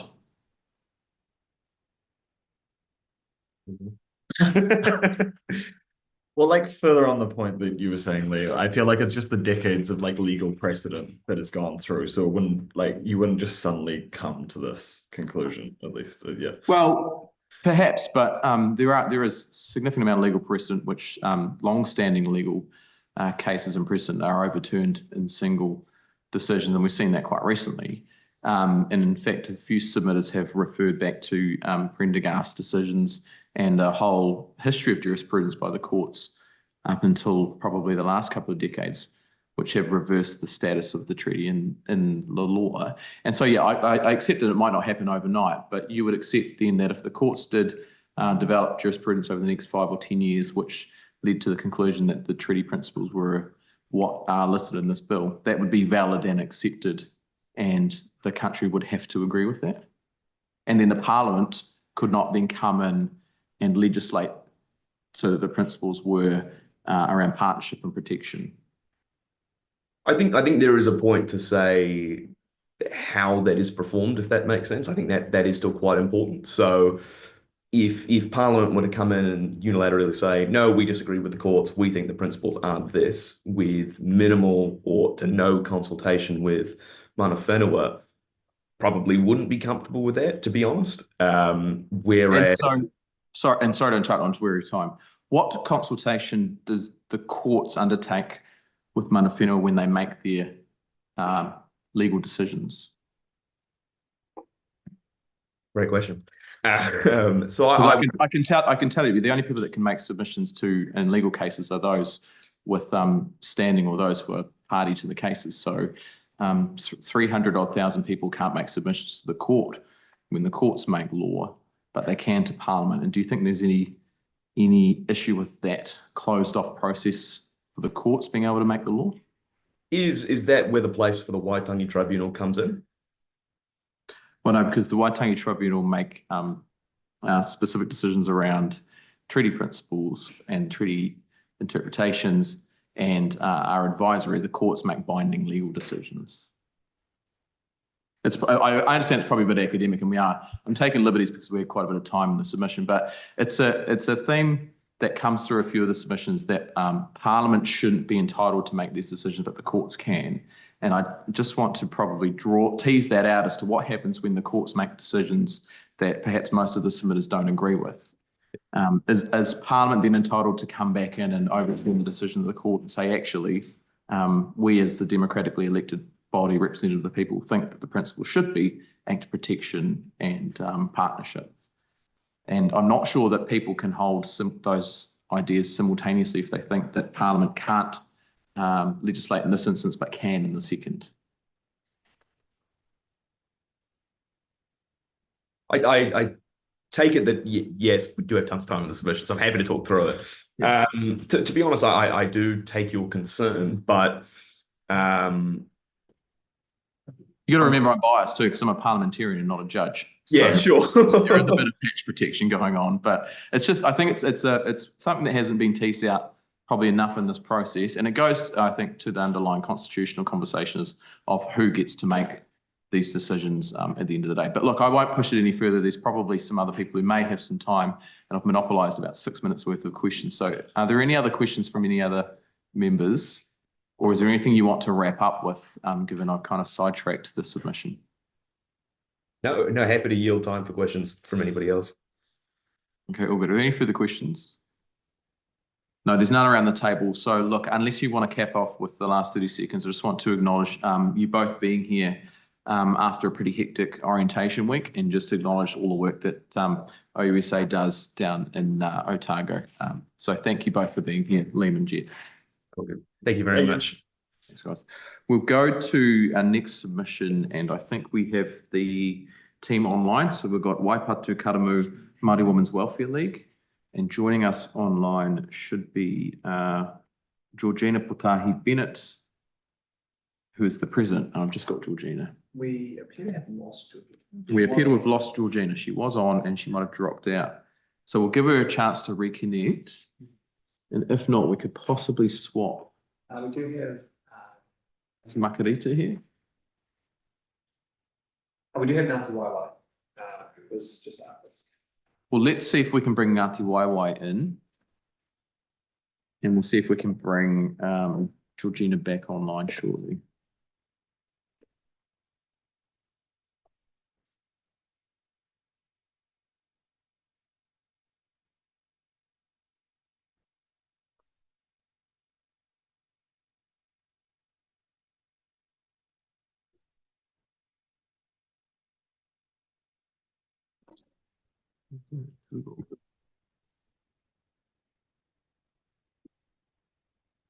Tēnā koe Tūroa, can you see and hear us? And if you can turn your camera on.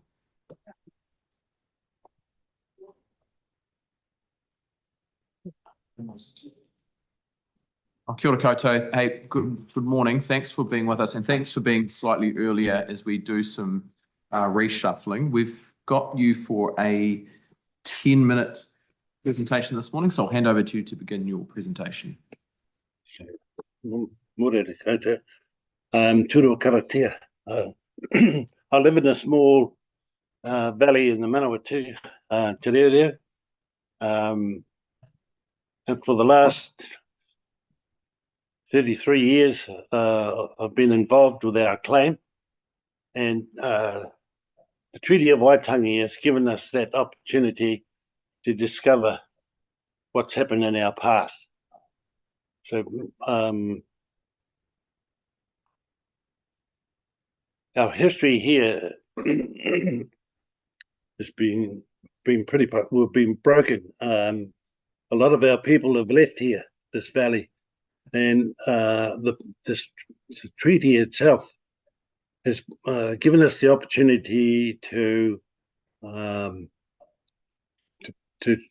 restore and bring back people back into this valley. So I'm 78 years old, and in the 1950s, we've dealt with a lot of acts from Parliament, the government, and in the 1960s, a lot of our generation left here. We have a community that was busted, and now we're trying to bring them all back. And the only way we've done that is being through the Waitangi Tribunal and having a seat at the table. So this bill, that we've dealt with a lot of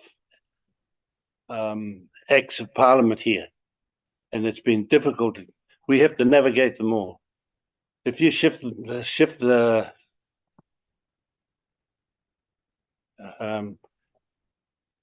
this bill and it becomes law, then it makes life more difficult here.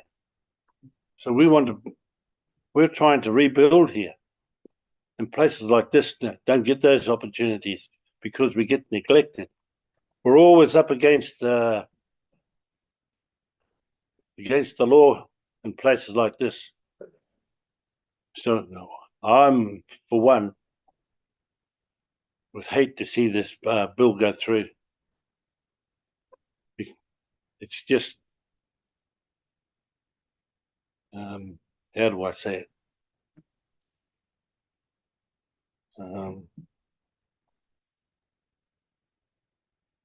It just makes it that much more difficult to try and establish ourselves here. What I'm trying to say is that, when I was a kid here, we had 19 dairy farms in this place, and by the 1960s there wasn't one left. So everybody's left this valley and left us, and now we're still dealing with government ministries here, trying to get the land that we have here back into Māori hands. So I'd hate to have any other avenue taken away from us by bringing this law, this bill into law. So I'm totally against it. There's a lot of things I could say, but about this, about the government, but this is not the time to do it. So that's about what I really want to get out. This it's the effects that it has had on us here by changing these, by changing the bill, bringing this bill into law. So I'm open to any questions. Well, kia ora, Tūroa. Thank you for your initial presentation and your submission. I'll hand over to members for questions. I just wanted to make a note that I used to work for one of your whanaunga, Professor Joe Baxter, who would be very supportive of your presentation today. So just want to acknowledge Joe and her work down in Dunedin down there. So members, any questions for the team from Ngāti Waewae? Well, Tūroa, there's no questions from the members today. That generally happens when we're on day 4 of our hearings, and a lot of the ground that you've covered off has probably been well and truly traversed. So we've got about 5 minutes left in the time. So I will hand back to you if there is anything else you wanted to cover off or any other context you want to provide for the committee. Now we're pretty happy with what we've done here on this bill. So we'll leave it at that. Well, thank you, and kia ora koutou. Thank you all for being with us and for Zooming in and also coming in slightly earlier than expected. It's really appreciated that you've helped us fill a gap there. So just on behalf of the committee, just want to acknowledge your submission and thank you for being with us, and hope you get to spend some time today enjoying what I think is one of the most beautiful parts of the country. But again, I'm a bit biased because I'm from the South Island. So kia ora koutou, thank you all, and hope you enjoy the rest of the day. Thank you. We now do have Georgina. Great. We'll go back to our submission from Waipatu Karamu Māori Women's Welfare League, and we'll bring Georgina into the room.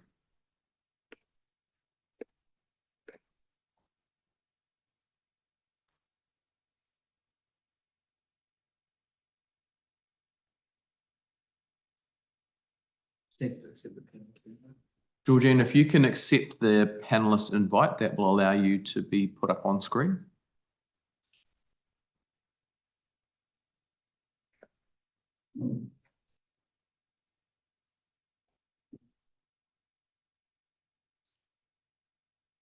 Does it come through? It's unmuted. And now, Georgina, if you can unmute and turn your camera on, that will allow you to begin your presentation.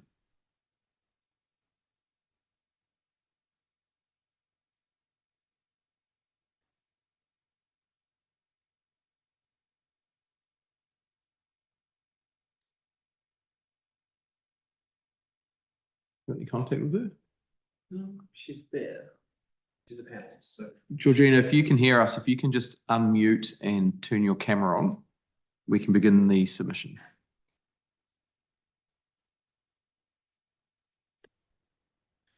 Okay. Kia ora. Kia ora, Georgina. Thanks for being with us. Can you turn your camera on for the committee, please? I'm unable to. What's better? the sorry?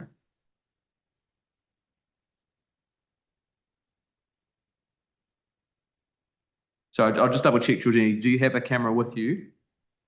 I'm on my phone and I can't seem to access hardly anything. So no, not on there. It won't take me on there. Okay. Well, what we'll do is we'll with the committee's indulgences, we'll continue on with the submission, and we'll do it by audio. It's not ideal, but we can do that. So thank you for being with us, Georgina. We've got you for a 5-minute submission this morning, so I'll hand over to you to begin. Thank you. Unable to access camera. No, you're fine. I'll invite you to begin your submission. Beg your pardon? I'll invite you to start your submission, please. Thank you. Thank you. Tēnā koutou ngā member Parimata. Ko Porter Spirit, Georgina. Aho, member of the Waipatu Karamu Māori Women's Welfare League. Before I continue, I'd like to acknowledge all those speakers, writers, who have and will deliver their kōrero in opposition to the Treaty Principles Bill. Mihi atu. Also, aroha mai if I repeat the same kōrero that has already been recorded. Tawa tawa.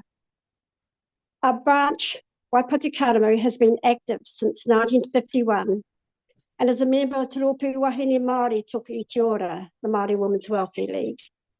We acknowledge Te Riti of Waitangi as the founding document of Aotearoa New Zealand and endorse its commitment to Articles 1, 2 and 3 of Te Riti of Waitangi. The constitution of our organisation starts with Te Riti of Waitangi. We are an organisation whose main principle is a concern with the well-being of Māori women and their whānau and people of New Zealand. We strongly oppose the Treaty Principles Bill. It is quite evident that opposition to the Treaty Principle Bill has created the largest protest this country has seen. Marching to Parliament, marching in many cities in New Zealand. not just Māori, but many thousands of others who support upholding the Treaty of Waitangi and opposing the Treaty Principle Bill. It is also evident by the amount of submissions in opposition to the Treaty Principle Bill you have received from many previous MPs, political parties, church groups, lawyers, and other dignitaries who have voiced their opposition. We need to protect the treaty, not the bill. The treaty is what this country signed through the Crown and Māori. Though the treaty is not perfect, but many breaches have been worked through by the Crown with Māori through the Waitangi Tribunal, and hopefully this will continue.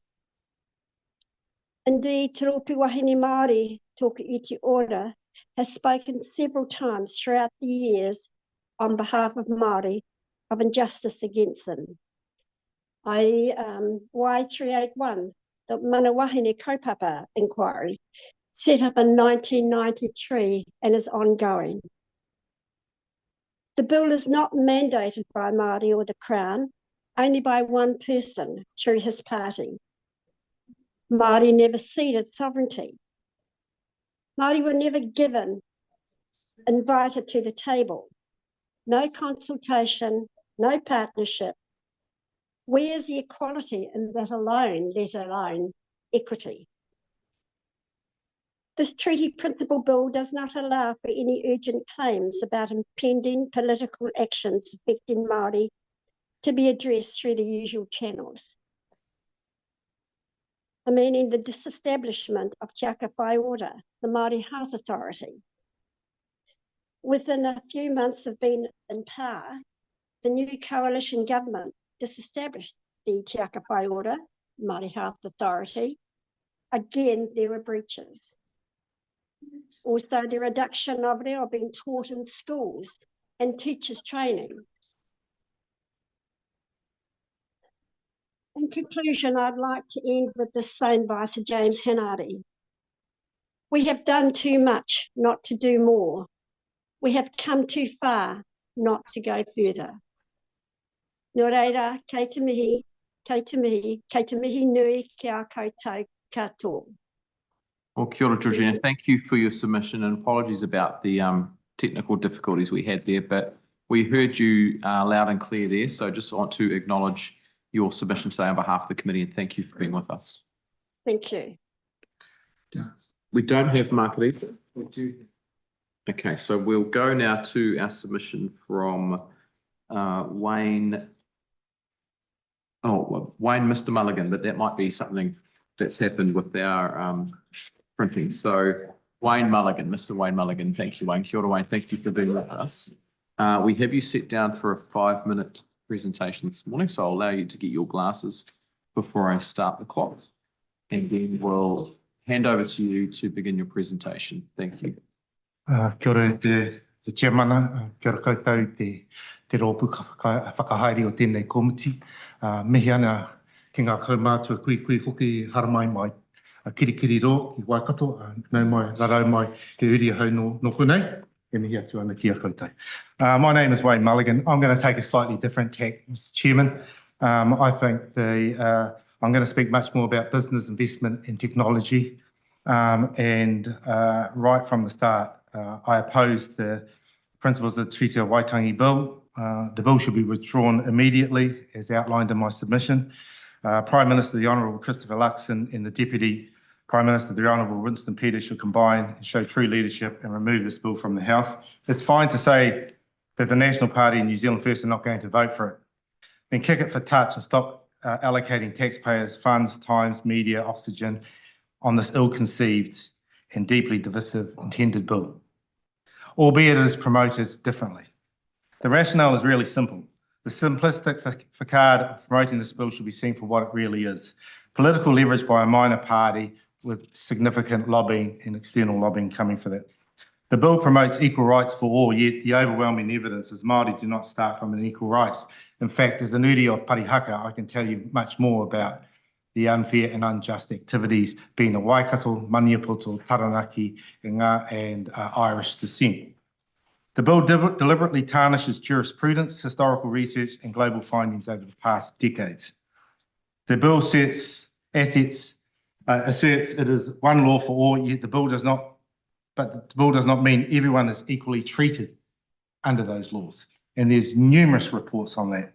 Courts findings, research finding, government reports have illustrated numerous times that, of private and collective property rights that have been taken from Māori. The bill's a distraction and strategically negligent. The bill fosters distrust of media, justice, research, data, and evidence. The bill will foster division and unrest. Its core is fundamentally wrong and driven by political power and lobbying, very powerful lobbying. The bill is a political distraction, and it's the last thing needed in New Zealand as our families are grappling with rising unemployment, increased living costs, closure of businesses in urban and rural centres, and an increase in business liquidations occurring. The bill does not address and contribute to the flow of New Zealanders leaving our country, many for economic reasons and the lack of real vision of our nation. The bill does not add value to New Zealand's economy. The bill will not assist in lifting household incomes or lifting living standards or lifting R&D investment or lifting confidence and lifting educational improvements or addressing the ever-failing GDP and status of a highly productive nation. The bill is economically impotent. The bill, in terms of productivity, is stunting. The bill is a manifestation of low productivity, low intelligence, and low moral compass. It is a huge waste of money, time, and diminishes goodwill. And in terms of the comprehensiveness of understanding treaties, for context, international law applies that the Indigenous languages as the rightful determinants as to the intent and express understanding of treaties and such. And I gave the list and some links there so that the learned people of this house could actually understand that. One cannot pick out aspects of Te Tiriti and Te Reo and market a narrative to provide a gentrified, homogeneous view of the definitions that will be applied in the future. And to do this without Māori total involvement and engagement is stupid. Conclusion, the bill is not sound. I would go on to say it is not intended to be harmonious. The bill will accelerate inequality and further unjust outcomes for Māori and, ironically, many other New Zealanders. It impinges on the future economic advancement workforce base. And in closing, can I say, there's a lot of talk about the economy and grow, and I absolutely agree with that. But here's how I want to finish. There's been numerous nasty bills and acts over the last 180 years. This bill is yet another. There's already been a movie turned Dumb and Dumber. The bill does not need to be a sequel. Kia ora koutou. Well, kia ora, Wayne. Thank you for your submission this morning. I know 5 minutes goes fairly quickly, but I'm used to pitching to international investors. Oh, so I've probably given you too much time. No, look, thank you for being with us this morning. We do appreciate you coming in person and speaking to the committee. It's so thank you for your time. Kapa. Kia ora tātou. We now have our submission from Roawawa Kaumātua Charitable Trust, and I think joining us is Rangi Mahora Reddy. Kia ora, Rangi Mahora. I'll give you some time to get settled in.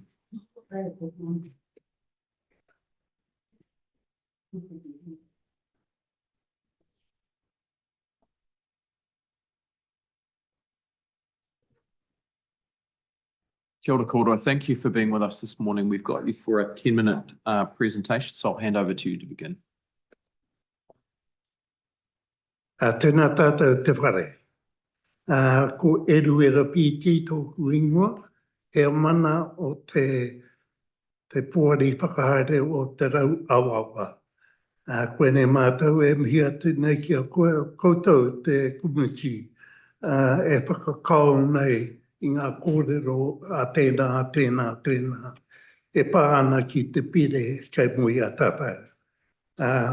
Koe nei te mihi atu, ko whai wāhi mātou ki te tatu mai, ki te whakapuaki o mātou whakaaro. Te ronga ke ngā kōrero kei tō mātou tumuaki,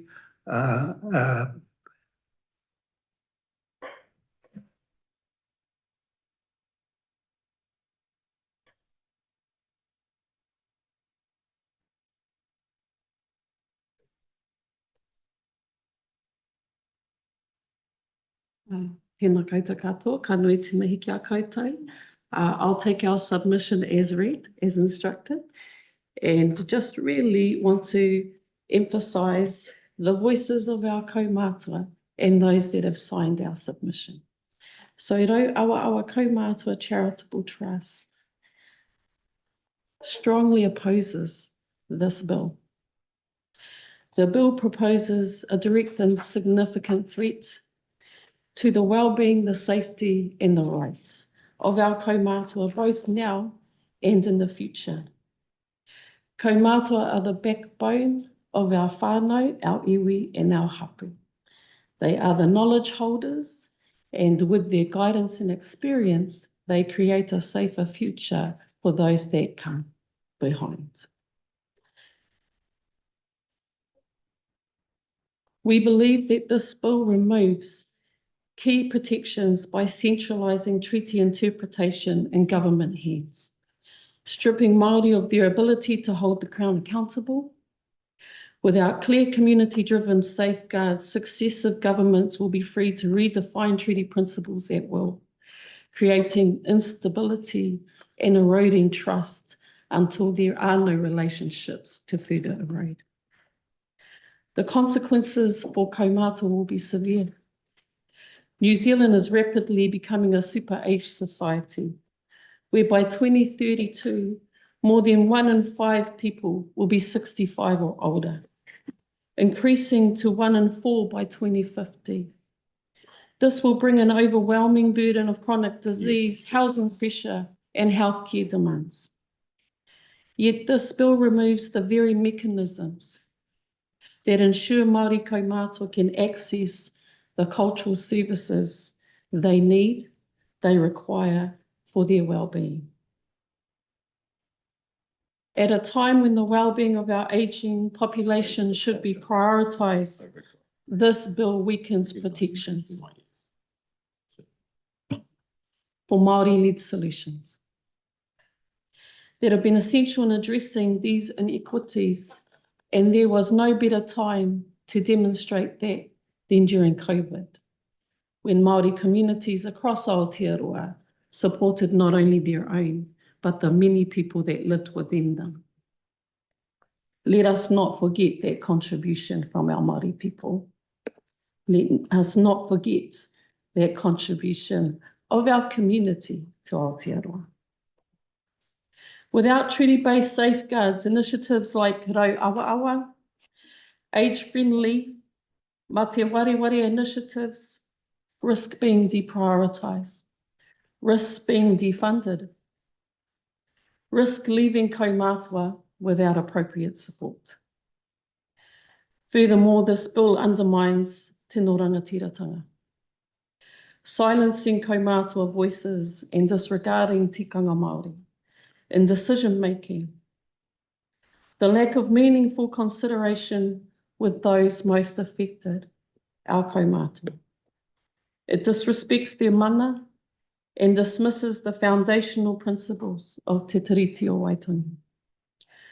We urge the committee that sit here now to take a decisive action, abandon this bill, establish a Cabinet Māori Crown Relations Committee, build on what has already been built. Do not send us back into the dark ages. Work in partnership with Māori to restore trust and ensure legislation reflects true partnership. Be not prescriptive, but enabling. Kaumātua have shaped this country, and they hold the key to the safety of our future generations. The wisdom that they carry, the experience that they hold, their voices must not be sidelined. Their voices must not be an afterthought. The decisions today will define the future of Aotearoa. One day, each of our decision makers will also be kaumātua. Let this opportunity to make a decision that will impact Aotearoa significantly be one in which you look back with pride. Be it one in which your mokos and your children look back in a way that upholds the name that they will then carry forward. The principles of the Treaty of Waitangi Bill is not just a legislative change. It is a direct threat to the well-being, autonomy and safety of our kaumātua. We urge the committee to abandon the bill and instead strengthen mechanisms for true partnerships so that as a country we may move forward. We look forward to your questions. Kia ora koutou. Kia ora. Thank you for your submission. We've got a question from Kushla Pingaini Manuel. Tēnā korua o tira koutou katoa ko tai mai ki mua i a mātou I tēnei ata me o kōrero e pāna ki ngā pakeke. You mentioned some of the unique needs of kaumātua Māori. For those who may not understand, can you explain what they are and what your concerns are about why they won't be addressed if this bill is passed? Absolutely. Because equality is talked about a lot. Absolutely. Currently, our services, in terms of Te Ao Māori, recognise that a culturally appropriate service supports the well-being of our people. And with the bill in place and the prescription that comes with that bill and the rights of ever-changing governments to change the definitions within that bill, the flexibility and the enabling principles that we currently have will be wiped, decimated, and no longer enable those culturally appropriate services that our kaumātua need for their well-being to be in place. More importantly, in our experience, our kaumātua thrive when they lead, and the bill takes that ability away. And so it's essential that we enable our older people because we have a growing ageing population, that we acknowledge that a cultural approach is a wonderful approach for their well-being. And not only that, but it also role models what well-being looks like for our future generations of kaumātua to come. So flexible approach that we have at this moment in terms of defining and moving and being responsive to our community needs is essential. Who would have thought 2 decades ago that houses would not be affordable for our young working people? What will the future hold in another 2 decades? So that enabling environment is critical, and we believe this bill doesn't offer that. Kia ora. Thank you very much for your submission this morning. Thank you all for travelling quite a distance to be with us today. I didn't realise you'd come all the way down from the Waikato. So just want to acknowledge your presence here and for being with us, and thank you for the work you do as well. It's greatly appreciated. All right, so we'll go now to, we have a submission online from Sasha McMeeking. And I'll just very quickly issue an apology to Ngāti Waiwai. I jumped the gun and assumed that was the Ngāti Waiwai from the West Coast, but it's our friends from Tūwhare Toa. So look, I apologise for the over-enthusiasm for trying to adopt the team already. But of course, you're all welcome to visit the beautiful West Coast at any point, and I'll make up for it in person one day. So we'll go to our submission now from Sasha McMeeking. Kia ora, Sasha. Thank you for being with us this morning. The committee has you for 5 minutes for your presentation, so I'll invite you to begin now. Tēnā koe te rere ana nā mihi mata kui ko koutou te tiamana me nā mema o te committee nei. Nō nai tahu me Ngāti Mutunga hau. I'm speaking in a personal capacity as an inheritor of the Ngaitahu settlement. When I was sitting my first year law exams, my people were singing in the house that you now sit in. They were singing to celebrate and mark a new age of cooperation between Ngaitahu and the Crown.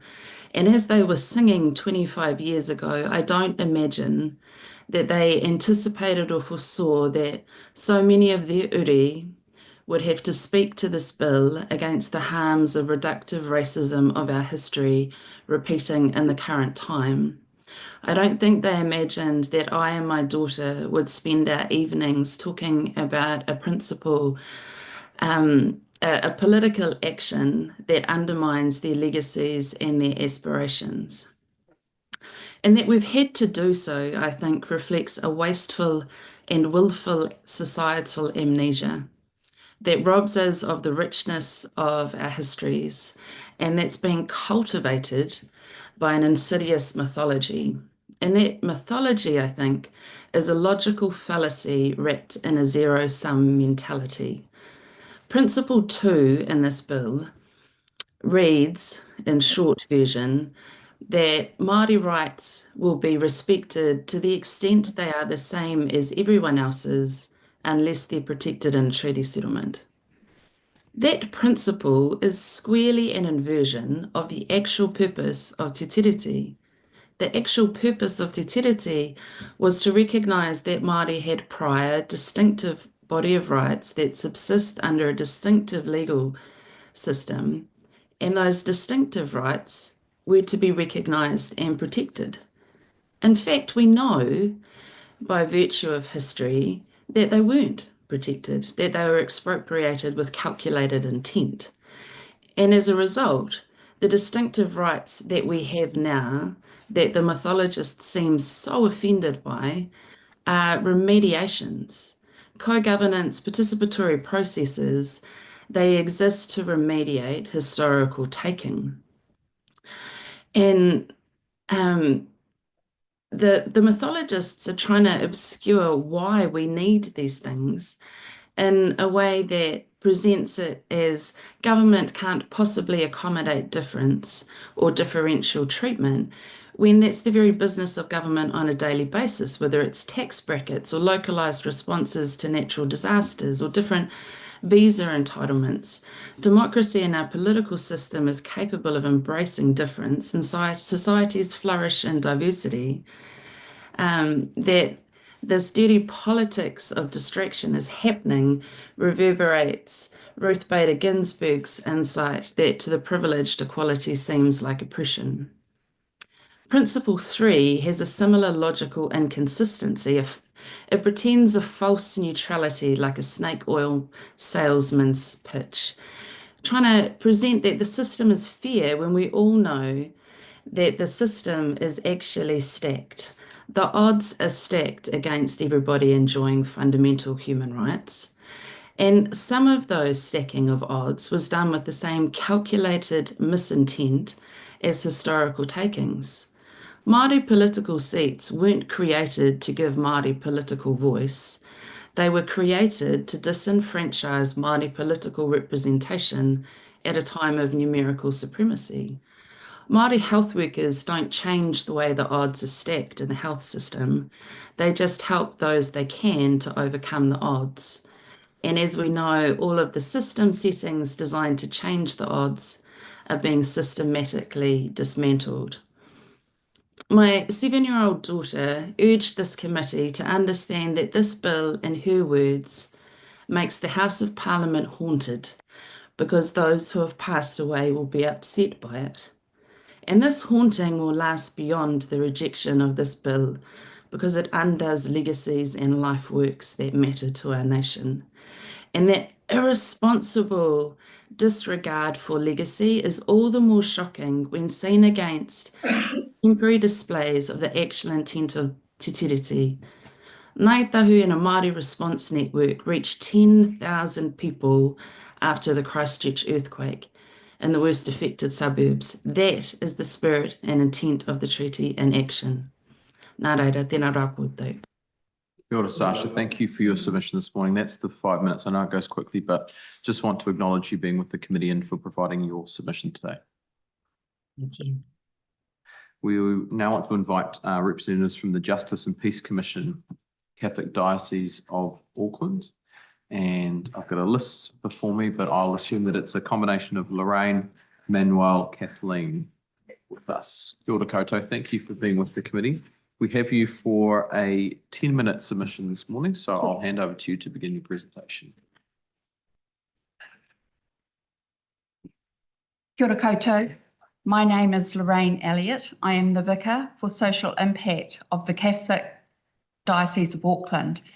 And with me are my colleagues Manuel Beasley and Kathleen Card. They will introduce themselves and present shortly. We are speaking here today as representatives of the Justice and Peace Commission of the Catholic Diocese of Auckland. We speak as Māori Catholic. I whakapapa from the hapu of Ngāti Rua Taupare and Ngāti Parau. I whakapapa from the hapu of Ngāti Kuta and Ngāti Hine and Ngāpuhi Iwi on my mother's side. I whakapapa from the hapu of Ngāti Pukitapu and Ngāti Tuaho and Te Atiawa Iwi on my maternal koro side. You've read our written submission and you know that we do not support this Treaty of Waitangi Bill, Principles Bill. We take our written submission as read and we would like to offer up the following. You need to hear and feel the Māori and the heart and the passion of our voices. Racism incites racism. Racism exists through ignorance. Racism exists through lies. This bill incites racism. This bill allows ignorance. This bill tells lies.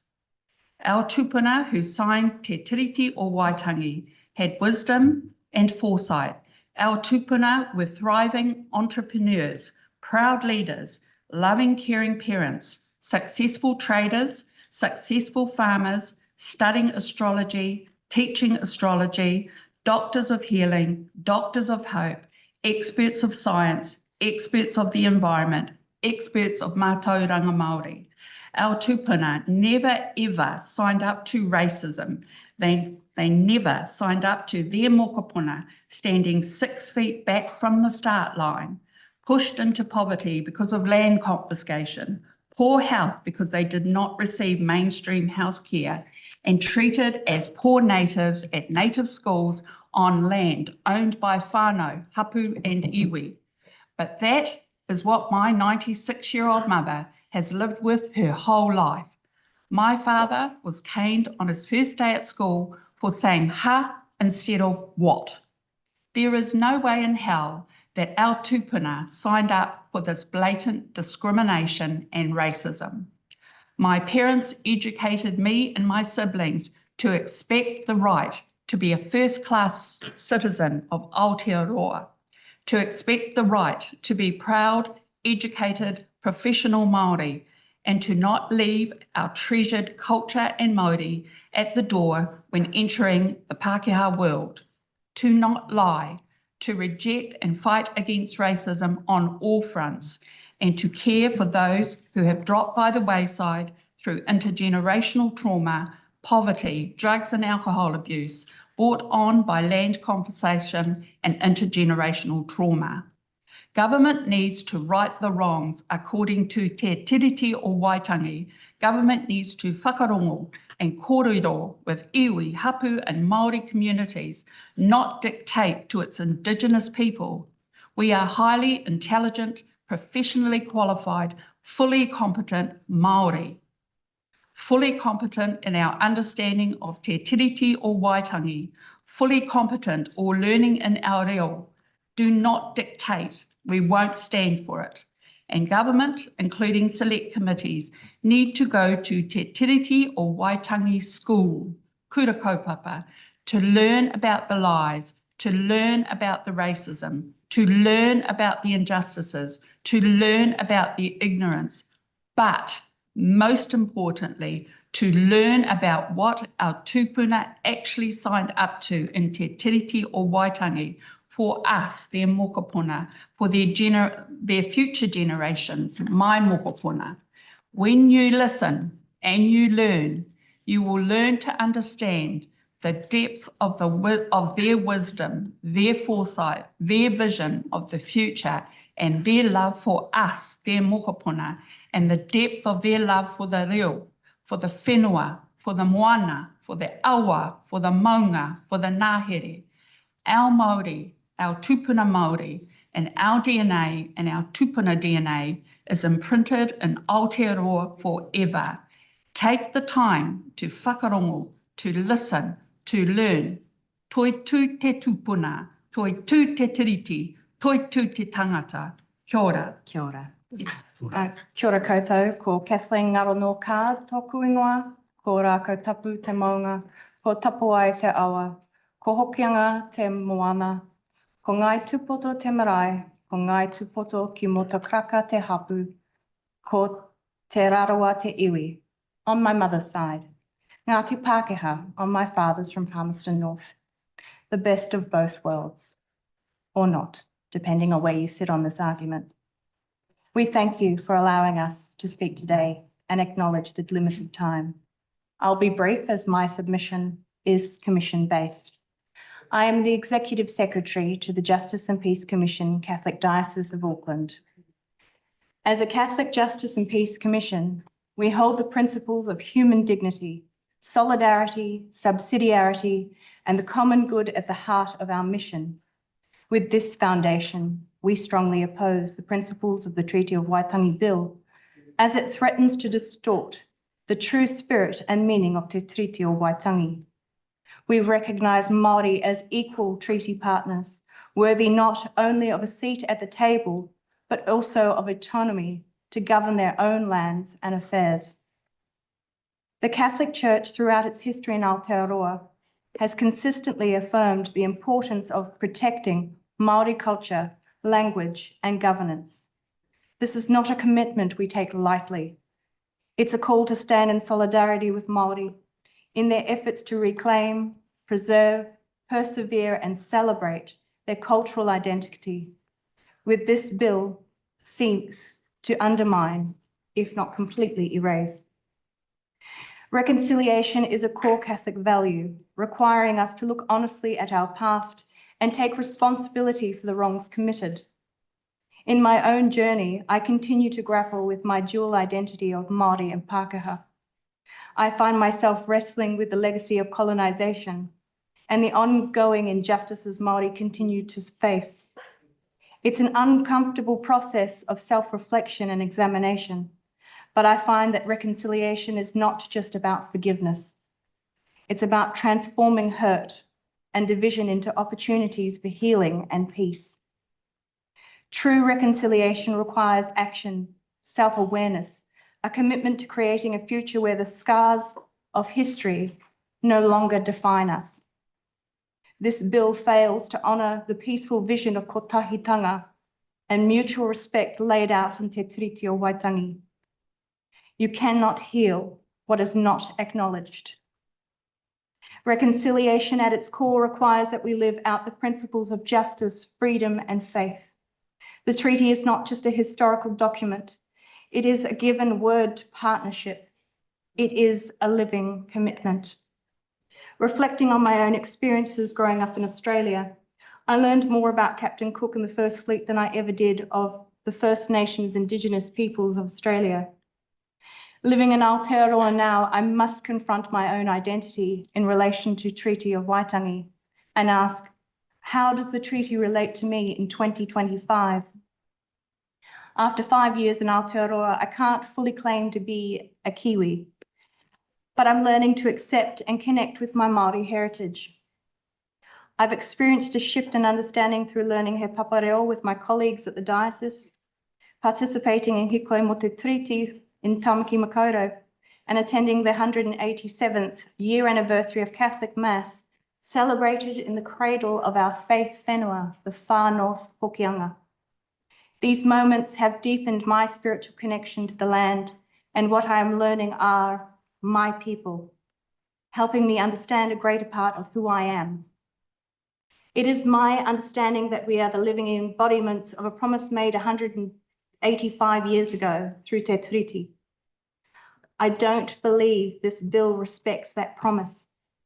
I do not believe it will contribute to a legacy of justice and peace towards a unified future.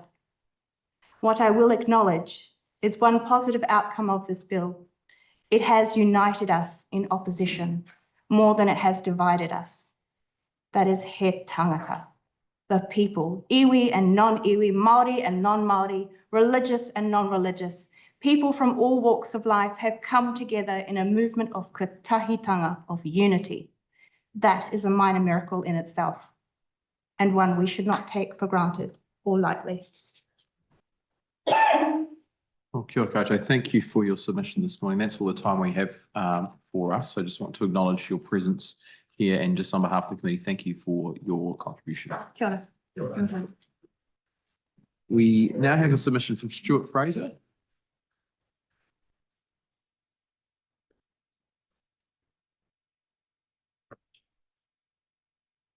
and Stuart's joining us on.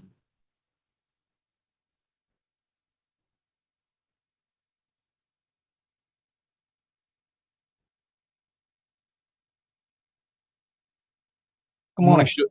Thank you for being with the committee. We have you for a 5-minute presentation this morning, so I'll hand over to you to begin. Tēnā koutou tātou, ko Stuart Fraser, nā te raukawa, ko Otago Students te Arawa te Waka. Thank you to the team of people putting the hearings together over the last couple of weeks. I'll take my submission as read and add the following comments. I oppose the bill and I urge you to abandon the bill. The proposed principles are completely different from established principles that have been used for decades as the main way in which the government tries to give effect to its obligations under Te Tiriti. Excluding Maori from a process to rewrite the principles is actually nonsensical. It defies the logic of good government that Maori are entitled to. This exclusion from any say in a process to reduce fundamental rights is highly prejudicial, and the effects will be felt for a long time, regardless any other actions. Te Tiriti specifies that partners should act reasonably and in good faith. Is it reasonable to exclude Māori from consultation? Is it in good faith to take and twist the intent and the meaning of Te Tiriti? No to both of those. This bill fails in all measures of partnership, equity and active protection. Principle 1 misinterprets the kawanatanga granted to the Crown in 1840. Principle 2, with the introduction in the bill, is a breach of the principles of tino rangatiratanga, kawanatanga, partnership and active protection. Principle 2, as proposed, revokes promises and guarantees that the Queen made to Māori in 1840, and it erases the recognition of Māori rights altogether, contrary not only to Te Tiriti, but the international standards set out in the United Nations Declaration on the Rights of Indigenous Peoples. Proposed Principle 3 also seeks to erase Māori from Te Tiriti. Article 3 is a promise made specifically to Māori that they would enjoy the rights and privileges of British subjects. The principles as proposed, the Te Tiriti does not make that promise to anybody else. These breaches cause significant prejudice to Māori. New principles would end the distinct status of Māori as Indigenous people of Aotearoa. Cabinet's decision to introduce the bill further damages Māori-Crown relationship. The treaty principles are designed to reflect the spirit and intent of the treaty. They now represent settled law. The bill intends to redefine in law the meaning of Te Tiriti by replacing the treaty principles with new principles which are said to reflect the 3 articles. The problem is that they do not. The bill seeks to rewrite the treaty itself. It would have the effect of fundamentally changing the meaning of its effect in law without the agreement of Māori as the treaty partner. Proposed Principle 2 retrospectively limits Māori rights to those that had existed in 1840. Proposed Principle 3, the right to equality, does not recognise the fundamental Article 2 to Māori of the right to be Māori and have the tikanga Māori recognised and protected in law. People who live in a liberal democracy can and do have different rights. The ability of Parliament to actually legislate in the way the bill is proposed is not certain. The Treaty Principles Bill would cause significant legal confusion and uncertainty and would have the opposite effect of its stated purpose. The Waitangi Tribunal view is that the bill is a breach of the treaty. The Ministry of Justice similarly notes that in the absence of broader discussion, the effect of the bill would be to undermine the confidence in New Zealand's constitutional arrangements. These concerns have all been ignored. The Treaty Principles Bill is an ill-considered proposal arising from a fundamentally flawed process, in the words of someone familiar than me. This level of cheap political point scoring is at best disingenuous and at worst dishonest. The bill is an insult to the past and a threat to the future. Māori deserve better from the Crown as a partner. Aotearoa as a nation deserves better from its government. The Atlas Group diversion of colonialism has no part in our nation, our people, our thinking, or our planning for a better future for our tamariki. And because I'm a numbers guy, here's a few for you. 300,000 submissions, the majority of which are opposing this bill. 300 seconds for this presentation. 185 years since the signing of Te Tiriti, 135 years to establish the Waitangi Tribunal. 50 years of application and understanding, 50 years of certainty and legal settlement. 15 years until we celebrate 200 years of partnership. 15 years, my moka will be 15. And finally, 0. The number of times we ever want to be engaged like this again. Amongst a multitude of presenters, Josh, Justin, Nia, Cassie, Jeff, Tori, Tina, Tanya, Wayne and Max have given you a clear understanding of their opposition to the bill. We add mine and urge you again, abandon this bill so we don't waste any more time. Thank you.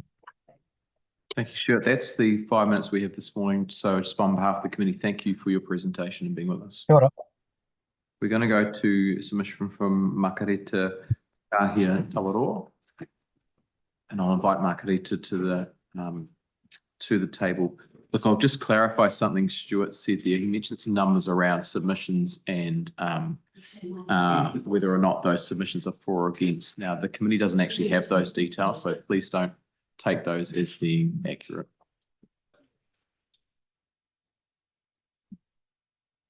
Morena, thank you for being with us this morning. Welcome to the committee. We have you ahead of us for 5 minutes this morning, so I'll hand over to you to begin your presentation. Give me a minute to sort myself out. No worries. Thank you.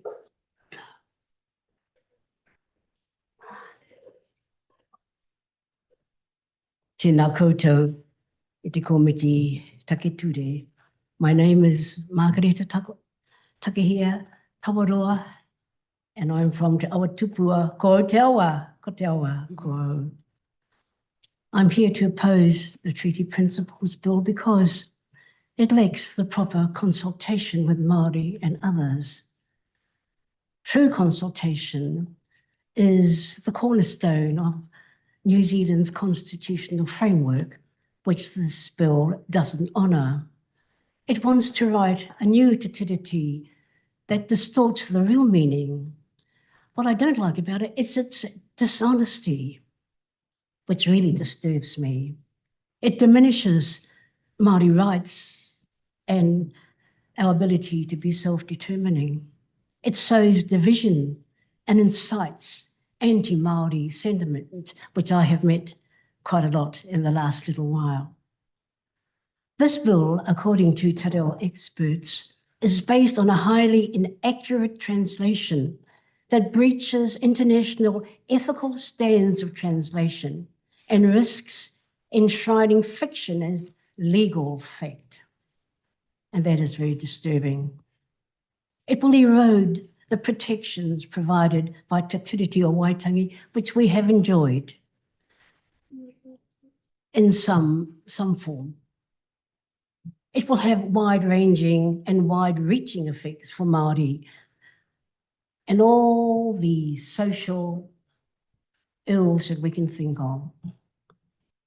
But it lacks a true and faithful presentation of who we are as Māori people. This bill is not good for us, and it should be stopped in proceeding any further. I have been on about building bridges for the last 40 years as a community church worker, and I have seen many people break down because of its inability to look after our people in the way it really should. A word about being tangata whenua. Our tangata whenua tanga comes from our whakapapa to Papa Tuanuku, Te Taio Au, to our Awatupua o Wanganui. And Aotearoa is the only country in the world where Māori can whakapapa too. It's only in our own homelands here that we can trace our true identity. And Te Tiriti o Waitangi is the document that acknowledges our place, our rightful place in this land. So let Te Tiriti o Waitangi be our foundation document, for it is the foundation on which our democracy is built.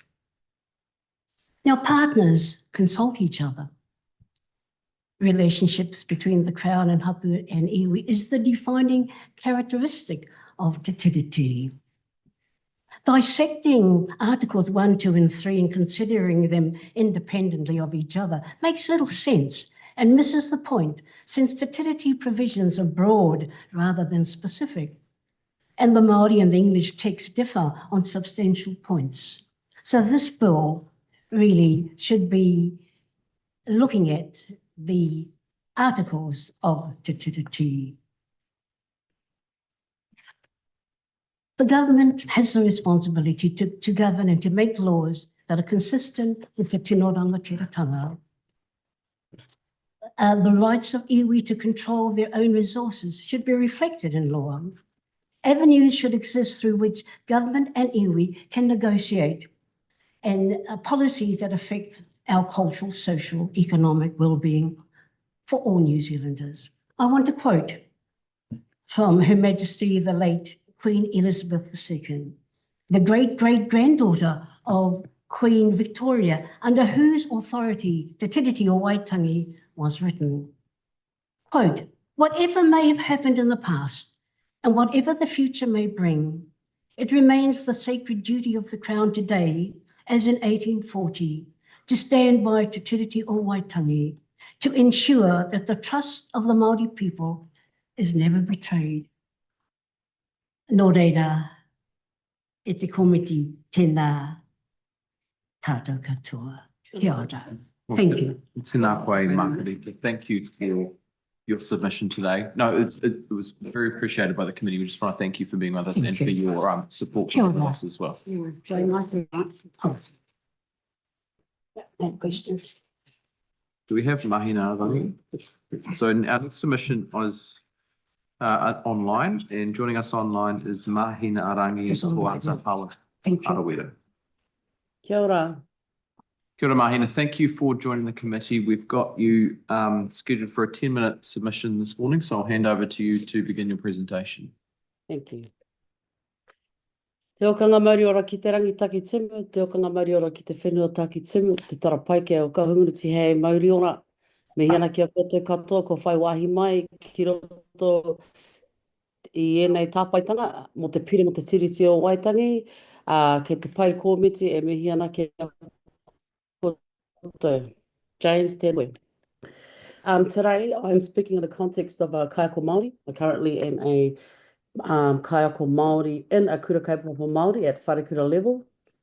And I want to speak in terms of what I have to deal with in my specific community, in my specific iwi, Ngāti Kahungunu ki Heretaunga, that's Hawke's Bay Hastings, and what we have to deal with in terms of the immense effects of colonisation and having our kura kaupapa Māori there to help heal whānau Māori through giving them back their own Māori and practicing our own tino rangatiratanga and self-determination.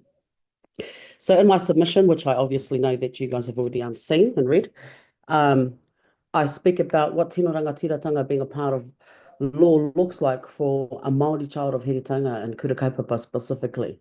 I'm here to speak on behalf of my community. Obviously, a lot of this that I will say is experienced across the board nationally, but I want to speak for my people because our specific kura kaupapa is different to every other kura kaupapa.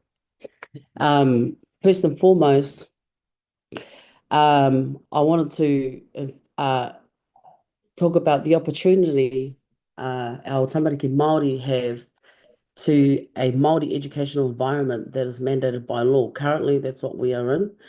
And through that, we have been healing generations on generations on generations through our right to exercise our own self-determination, tino rangatiratanga. Now, in my specific community, our kids actually come from heavy influence gang life, the Mungo mob to be specific, and I don't know if anybody knows this, but the Mungo mob actually originated in Hawke's Bay, Ngāti Kahungunu.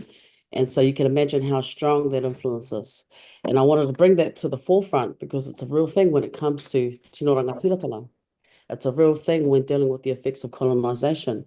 And we are currently dealing with children who come in with a whole other set of behaviours, who come in with a whole other set of perspectives and a whole different kind of mindset. And right now, we as a kura kaupapa are pushing and pushing for these children to connect, to be a part, and to be consumed by their own Māori to help heal themselves. Because the reason they are obviously enrolled into kura kaupapa Māori is because their parents come from the same life, from the same experiences, and understand now the impacts that it has had on them, and that it is becoming intergenerational, that the new way forward, or the old way forward, is to be connected to Te Ao Māori. Now, when I talk about the Treaty Principles Bill, mainly the part where they want to remove or amend the part about tino rangatiratanga, this is what it looks like on ground level for our tamariki. The opportunity to be able to do that, and it might seem irrelevant, but it's very relevant, that free exercise of tino rangatiratanga.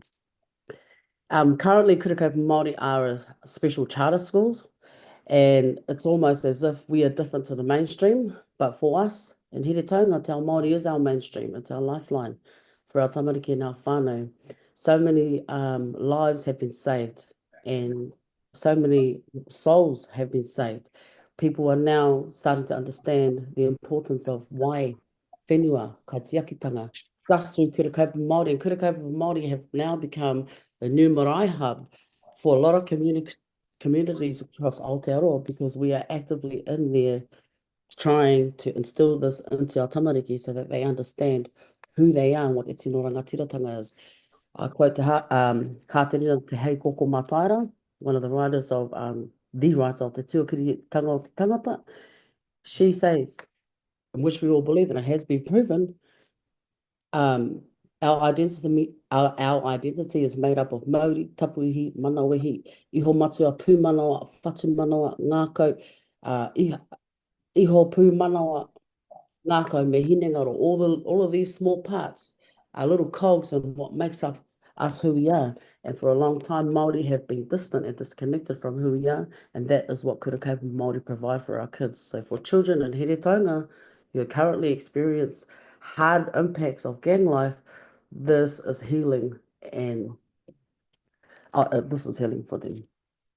The second part of my submission, te whakatairi te tangata whenua me te manuhiri, trying to make Māori people equal to all citizens of Aotearoa. We are all equal as humans. Kei te tika tērā. As humans, as citizens in Aotearoa, we are equal in that sense. But in terms of who we are as Māori in Aotearoa, we are not equal. And our children see the same thing here in Heretaunga. They see themselves as the same person as everybody else, which they are not. They are Indigenous, tamariki, or Aotearoa. And likening our children to manuhiri and not tangata whenua has a huge impact. Why? Because they then now adopt mainstream behaviours. They then adopt mainstream perspectives. And so what we're trying to instill into our tamariki is basic tikanga Māori, in which we are doing that. But if the law mandates that to trickle down into kura kaupapa Māori in all schools, tamariki Māori will know their place. And this is very important. It's not whakahihi. It's not an egotistical comment that I'm making. This is a real thing, because on ground level, our tamariki really don't know who they are. And so when we do that, we are not Indigenous anymore. We aren't protectors of the whenua and the wire. But the real story is we are Indigenous of Aotearoa, and we are the protectors of the whenua. We are the protectors of wai, and everybody else is manuhiri. And the beauty of understanding that dynamic of tamariki Māori being the tangata whenua and everybody else being the manuhiri is the practice of tikanga where respect is due.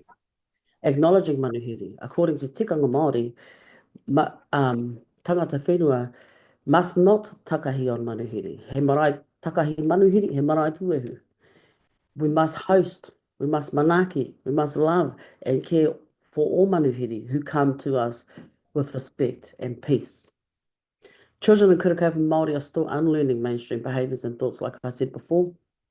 But through this, Te Ao Māori is changing their lives through te kura kaupapa Māori, or should I say, rehabilitating.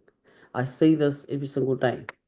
And if there's no clear and obvious expectation from the government that Māori people are to be respected as tangata whenua, the ongoing impacts on our tamariki will worsen and our Māori will slowly deteriorate, as what this bill obviously intends to do to us and our tamariki. It is obviously trying to eradicate and remove our tino rangatiratanga, as if it's up to the government to determine that for us.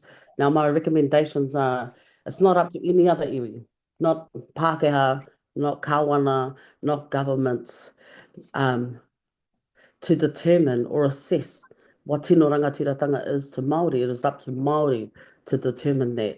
And the government has a duty to be honourable to the treaty and to adhere to what was agreed upon. And anything beyond that is to treat Māori as being the consultants, not the government, and not to be offensive, not the subcommittee either. It is actually up to Māori to determine that, and even the process of doing so should be done in a Māori way, and that's not what I'm seeing. My last recommendation is that all MPs, members of Parliament, need a PLD on Basic Māori 101. What tikanga is, what tangata whenua is, what pōhiri is. The process of a pōhiri will help all members of Parliament understand the respect between tangata whenua and Māori, so that it will trickle down for our tamariki and help our tamariki to understand their place in Aotearoa. And if we could all understand that Māori culture originates and is indigenous here to Aotearoa, and that is who we are. We are not immigrants. We are not from anywhere else but Aotearoa. We need to be treated as such. And in terms of our tamariki Māori and our hapori in our communities currently suffering to fight to be Māori, to remove tino rangatiratanga and to determine that our tamariki Māori are on the same level as every other citizen when they are actually Indigenous, is wrong. And I would like for the subcommittee to please reject and oppose the Treaty Principles Bill set out by Te Raporo here, David Seymour. Tēnā rā tātou katoa. Kia ora Mahane, thank you for your submission. That's right on 10 minutes, so well timed. So just want to thank you on behalf of the committee for being with us this morning and for providing your oral submission to support your written submission. So thank you. And just to acknowledge you and hope your son's doing well as well. Thank you. We will go to a submission from Sandra Thomas. And Sandra's going to join us online.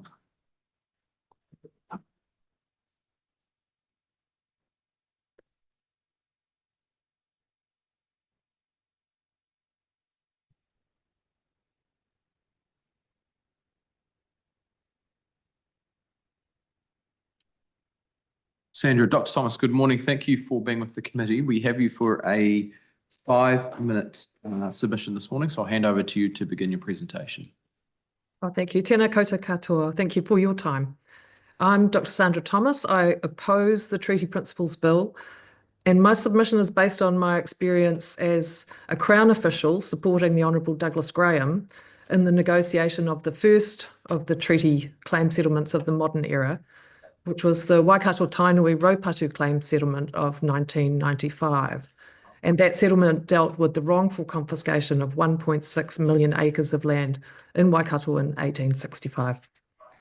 Throughout the course of those negotiations, one of the drivers was restoring the honour of the Crown to the extent that that was possible. There's no doubt that this bill has already done damage to those efforts, and in that regard, I'd like to focus on the relationship of Clause 6, Principle 2 of the bill, to existing treaty settlements. Clause 6 turns on an artificially created distinction between iwi who have settled their historic claims and iwi who have not yet reached settlements. It creates two new legal classes, each with different rights. Those who have settled get to keep the rights contained in their treaty settlement. Those who have not settled get nothing more than everybody in New Zealand. Article 2 rights under the bill will turn on the content of treaty settlements, not on the content of the treaty itself. And this bill does it without any consultation or agreement with the affected parties, whether they be settled or unsettled iwi. It's clear that this bill has been promoted to reduce the extent of the so-called special rights Māori have under Article 2 of the treaty. However, I submit it's been put together in profound ignorance of the content of treaty settlements themselves. I submit that the bill will not only have negative consequences for Māori, but also for the Crown. It undermines the honour of the Crown and it threatens the durability of the existing settlements. First, it creates a retrospectivity problem. Only those iwi who had the foresight to preserve and protect their Article 2 rights when they negotiated their treaty settlements will get the benefit of Clause 6. And it would have been impossible for those iwi to contemplate at the time of negotiations that the Crown might one day attempt to dilute and reduce the rights they have under Article 2 of the treaty. Had they known this was a possibility, it's unlikely many would have settled on the terms they have, if they would settle at all. Fortunately for Waikato Tainui, their settlement deed does preserve their rangatiratanga rights in full. In Clause 2.5 of the deed, the Crown acknowledges that the settlement does not diminish or in any way affect the Treaty of Waitangi or any of its articles or the ongoing relationship between the Crown, Waitaki and Waikato Tainui in terms of the treaty. And nor does it undermine any rights under the treaty, including explicitly rangatiratanga rights. If the goal of the bill's proponents is to limit Waikato Tainui's rights to the rights contained in their settlement, then they have overlooked the foresight of Waikato Tainui's advisors, and they've undermined the acknowledgements made by the Crown who was holding the pen contained in that settlement. So all this harm to no effect. Where there could be a detrimental effect is in relation to Tainui's unsettled historic treaty claims. The committee may not be aware that when the Raupatu claims were settled, claims to the Manukau Harbour and to land on the Tamaki Isthmus were expressly excluded, and those claims remain unsettled. So what is this going to mean in practice? Will the rangatiratanga rights preserved in the Raupatu settlement only be effective inside the 1.6 million acres of the Raupatu claim area? Does the unsettled status of the other claims mean that Waikato Tainui will only ever have the rights of everybody in relation to the Manukau Harbour? Do the rights attach to people, hapu and iwi, or do they attach to claim areas? Rather than create clarity, as the bill claims to do, it actually does the opposite. Now, the committee might recall that a form of this bill was first brought to Parliament by Act in 2005. A different national government declined to support it. But the bill has re-emerged 18 years later with its proponents attempting again to apply their magical thinking to the treaty. I submit that the proponents would really like the treaty to say something other than what it actually does say. But no amount of wishful thinking can rewrite the origin story of this country and alter the basis on which the Crown acquired Kawanatanga. It would be unprincipled and dishonourable to do so. So in conclusion, I ask the committee, when you report back to Parliament, please honour the promises made in the treaty, but also honour the promises made in the treaty claim settlements reached over the past 30 years. Thank you, Sandra. Thank you for your submission this morning. That's the 5-minute time that we have. So just want to acknowledge your submission on behalf of the committee and thank you for your presence. Okay, ngā mihi. We're going to go to our next submission now from Kay Bensiman, and Kay is with us online. Good morning, Kay. Thank you for being with the committee. We've got you for a 5-minute submission this morning, so I'll hand over to you to begin.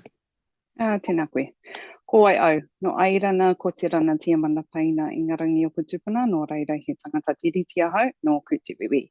E no o ana hau ki te whenua o ngā rauru ki tai, ko Kay Bensiman toku ingoa. My ancestors came from Ireland, Scotland, Germany, Spain and England. I'm Pākehā. I'm grateful to belong in Aotearoa the rights and responsibilities of Te Tiriti o Waitangi. I live on the customary lands of Ngā Rauru ki tai, and my name is Kay Bensiman. I'm here speaking to you today as a Pākehā educator, bilingual mama and auntie to Iramutu o Pirirākau to voice my strong opposition to the Treaty of Waitangi Principles Bill. Like many other Pākehā, my people left behind poverty, escaped classism and oppressive colonialism, only then to participate themselves and benefit from the colonisation of iwi Māori here in Aotearoa. Our uncomfortable histories must be faced for us to learn from the mistakes of our ancestors in order to stop repeating them and heal. Matua Moana Jackson said this restoration begins with the untelling of colonisation's past and present lies. And I am endlessly grateful to the rangatira who enabled my people to call Aotearoa home and build a life here by signing Te Tiriti o Waitangi. We need to honour it, not edit it. Both this Treaty of Waitangi Principles Bill and the Regulatory Standards Bill are nostalgic overreach by the coalition government. And the only silver lining I can see on these divisive thunderclouds is the incredible knowledge shared by so many brilliant Māori minds in these hearings. Anyone who has ever said, I don't understand Te Tiriti o Waitangi, can now learn from these recordings. Kia ora rā. How privileged you all are to have listened to so many hours of such generous submissions from impassioned and insightful experts. Some politicians argue that Te Tiriti and its principles are overly complex and difficult to understand. As an educator and a māma, I've never had any trouble connecting with tamariki about Te Tiriti o Waitangi and what it means to be principled. Tamariki understand how to honour an agreement, share space, take turns, be a good friend, speak difference, play well with others, how to not lie or cheat or steal, and how to keep our promises. These ideas are understood well by tamariki, and they are also core to how Te Tiriti enables tangata whenua and tangata tiriti to live together. It's important to consider why some folk continue to claim that it is all too complicated. I don't believe we lack the ability to understand our rights and responsibilities outlined in Te Tiriti o Waitangi, but we do seem to lack the desire to enact them. This avoidance sounds a lot like the kid who wants to change the rules to their game halfway through because they know they're losing. My 7-year-old daughter wrote her own submission against this bill, and I quote, I disagree with the Treaty of Waitangi Principles Bill because it doesn't match Te Tiriti o Waitangi. Te Tiriti is important because Pākehā were taking the land, and if it hadn't been signed, we Pākehā wouldn't be able to live here, and I do not want to live somewhere else. When my 9-year-old son heard I was speaking to you today, he asked me to share his thoughts with you too. Stop this bill right now. It is not okay, not one tiny bit. You can't control us. You can't let money and racism control us. We won't give up. We will never stop trying. This government must not underestimate how many tangata tiriti, tauiwi, tangata leo moana, and Pākehā like myself love Aotearoa, love Te Tiriti o Waitangi, and our Māori friends and wānau. Our gratitude for being able to belong here is so immense and so fierce and so enduring that our solidarity with Tiwi Māori will likewise be relentless and unwavering. For those tangata tiriti who do want to contribute to Aotearoa honouring the promises envisaged by those who agreed to Te Tiriti o Waitangi, there is loads we can all do with our time when we are not writing submissions opposing nonsense bills. And I have some suggestions to close. Find out who the hapu are of the lands we live on and learn how to maki to them. Research out Wakapapa and find out where our people came from. Read Waitangi Tribunal reports for our local rohe. Learn what happened there. Understand our political system and the history of the Māori seats, Māori role and voting rights. Read the United Nations Declaration on the Rights of Indigenous Peoples. Watch the RNZ documentaries on the New Zealand Wars and the Aotearoa History Show. Join tiriti workshops locally or online via places like Groundwork or Treaty People. Speak the real Māori we know. Work on our pronunciation, read the Mātiki Mai Aotearoa report, learn about the history of the Te Reo Māori revitalisation, bust myths about Moriori of Rekohu, collect rubbish at the beach, learn about He Wakapūtanga, listen to the Treaty Talks podcast by RNZ, subscribe to Tangata and Awa Wahine magazine, read anything written by Tina Ngata, Margaret Mutu, Moana Jackson, Veronica Tawhai, Awana Pituhuria Timea. Read about Pākehā from Jean Margaret and Avril Bell and Richard Shaw and Alison Jones. Follow agents supporting Te Rangatira. Check out the work of Mana Moana. When tangata whenua ask for support, vote in solidarity, turn up, koha, and don't be performative. Toi tu te tiriti, mo ake ake ake. Thank you, Kay. Thank you for your submission this morning. On behalf of the committee, I'd just like to acknowledge you being with us and taking the time to provide your submission. Thank you. Kia ora. We don't have the next submitter with us, but we do have Melissa Bryant. So we'll bring Melissa Bryant online. Kia ora, Melissa. Thank you for being with the committee. We've got you for a 5-minute slot this morning, so I'll hand over to you to start your presentation. Tēnā tātou. My Benjamin family, tēnā koe kei, first arrived here in 1843, and we soon saw the Crown's refusal to honourably share power with Māori as it promised in Te Tiriti, drive us apart from our former Māori friends who had shared their support and their language with us in our difficult early years here. I was one of generations of my family who grew up knowing next to nothing about Te Tiriti and our shared history here, and nothing at all of Te Reo Māori. As an adult, I've sought to understand better, learning from the ongoing conversations about Te Tiriti that have never stopped here in Aotearoa, and have been privileged to even receive once again the gift of Te Reo. I now work as a translator of Te Reo Māori. Yet this bill is once again dividing us. The bill is unfair to Māori and dangerous for all of us in Aotearoa. It's unjust to Māori because its so-called principles take just a few words out of Te Tiriti, write out their context, and shoehorn them into a new document that contradicts what Te Tiriti itself actually says. And it's dangerous to the rest of us, because if we allow just one party to an agreement to reinterpret it like that to suit themselves and to manufacture fear of one group of us, just to grab more votes and more power, well, any of the rest of us could be next. And it even takes away from Māori without giving the rest of us anything we didn't already have. As non-Māori, we already have the Bill of Rights Act and the Human Rights Act to protect our individual rights. We don't need to deny the unique collective rights of Māori that the Crown promised to uphold in Te Tiriti. Tino rangatiratanga is no threat to us at all. The Crown and Māori can share power in a whole range of ways, and have done it many times throughout history. The Matike Mai report also shares more possible pathways for a better future relationship. A nationwide referendum would also be unfair to Māori. The wording and the history of Te Tiriti both show that it was an agreement between the Crown and the leaders of Hapu Māori. The Crown sent ships far and wide to gather signatures only from Māori leaders, though there were already Pākehā handily right there at Waitangi.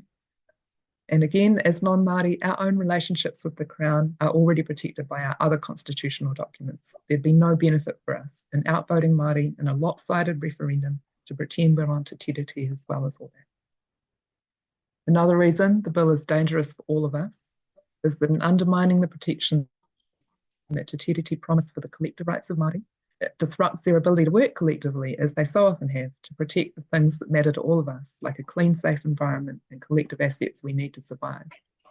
Right now, when the folks back in Golden Bay are struggling to prevent the government from letting arsenic be poured into their drinking water of all things, and into the Southern Hemisphere's purest water at the world-famous Waikato Pupu Springs, just to export short-term profits for an overseas mining company, I can't help thinking that the people of New Zealand were never intended to be the ones who benefit from the bill. Meanwhile, despite the bill's promoters claiming they want a conversation about Te Tiriti, they've repeatedly refused to talk with Māori collectives about the bill, and have used personal attacks to shut down conversations with the many, many New Zealanders who oppose it. When a group of colleagues who are translators of Te Reo, including myself, wrote an open letter pointing out how the principles in the bill oppose what Te Tiriti itself says, one promoter of the bill tried to accuse us of some sort of elitism, but we weren't trying to be flash. We were just doing our jobs. If you want any job done properly, you ask people who know how to do it. And we needed our septic tank emptied the other day. So we asked an experienced local crew with a good reputation, because if you don't get that right, you can find yourself swimming in sewage. And that's exactly what I foresee if this bill goes through. It's dangerous for all of us. It's unfair, particularly for Māori, and it's totally unnecessary. Te Tiriti itself, on the other hand, already offers a foundation plan for us all to live together honourably. We all win when we honour it. So please, bin the bill now. Never hold a referendum on Te Tiriti or Waitangi. Support better education on Te Tiriti, which we all need, and genuinely uphold human rights in Aotearoa. Kia ora, Melissa. Thank you for your submission. There's probably time for a quick question if there are any from committee. Don't see any. So look, just on behalf of the committee, I want to acknowledge your submission this morning and thank you for joining us and providing it to us. We do appreciate it. Would it be appropriate for me to say one more little thing? Yes, you've got if there is time. I'd like to add that Te Tiriti is one of the checks and balances that keep us all safe in our democracy, like the separation of powers between local government and central government, or between the legislature and the judiciary. It's not a danger. It's here for us all, to protect us already, just as it is. Great, thank you, Melissa. Thank you for that. those closing comments as well. Do we have Te Keo Te Waka Tainui Charitable Trust? We don't. Okay, so what we'll do is we don't have the next submitter, so we're going to take a slightly earlier break. It's the only break we have for today, so we're going to break from now until 10:30. 11:30. 10:30 would be going back in time, which I don't think we can do at the moment. So now until 11:30, and we'll be back with St Andrews on the terrace at 11:30. I'll do the rest of my shift.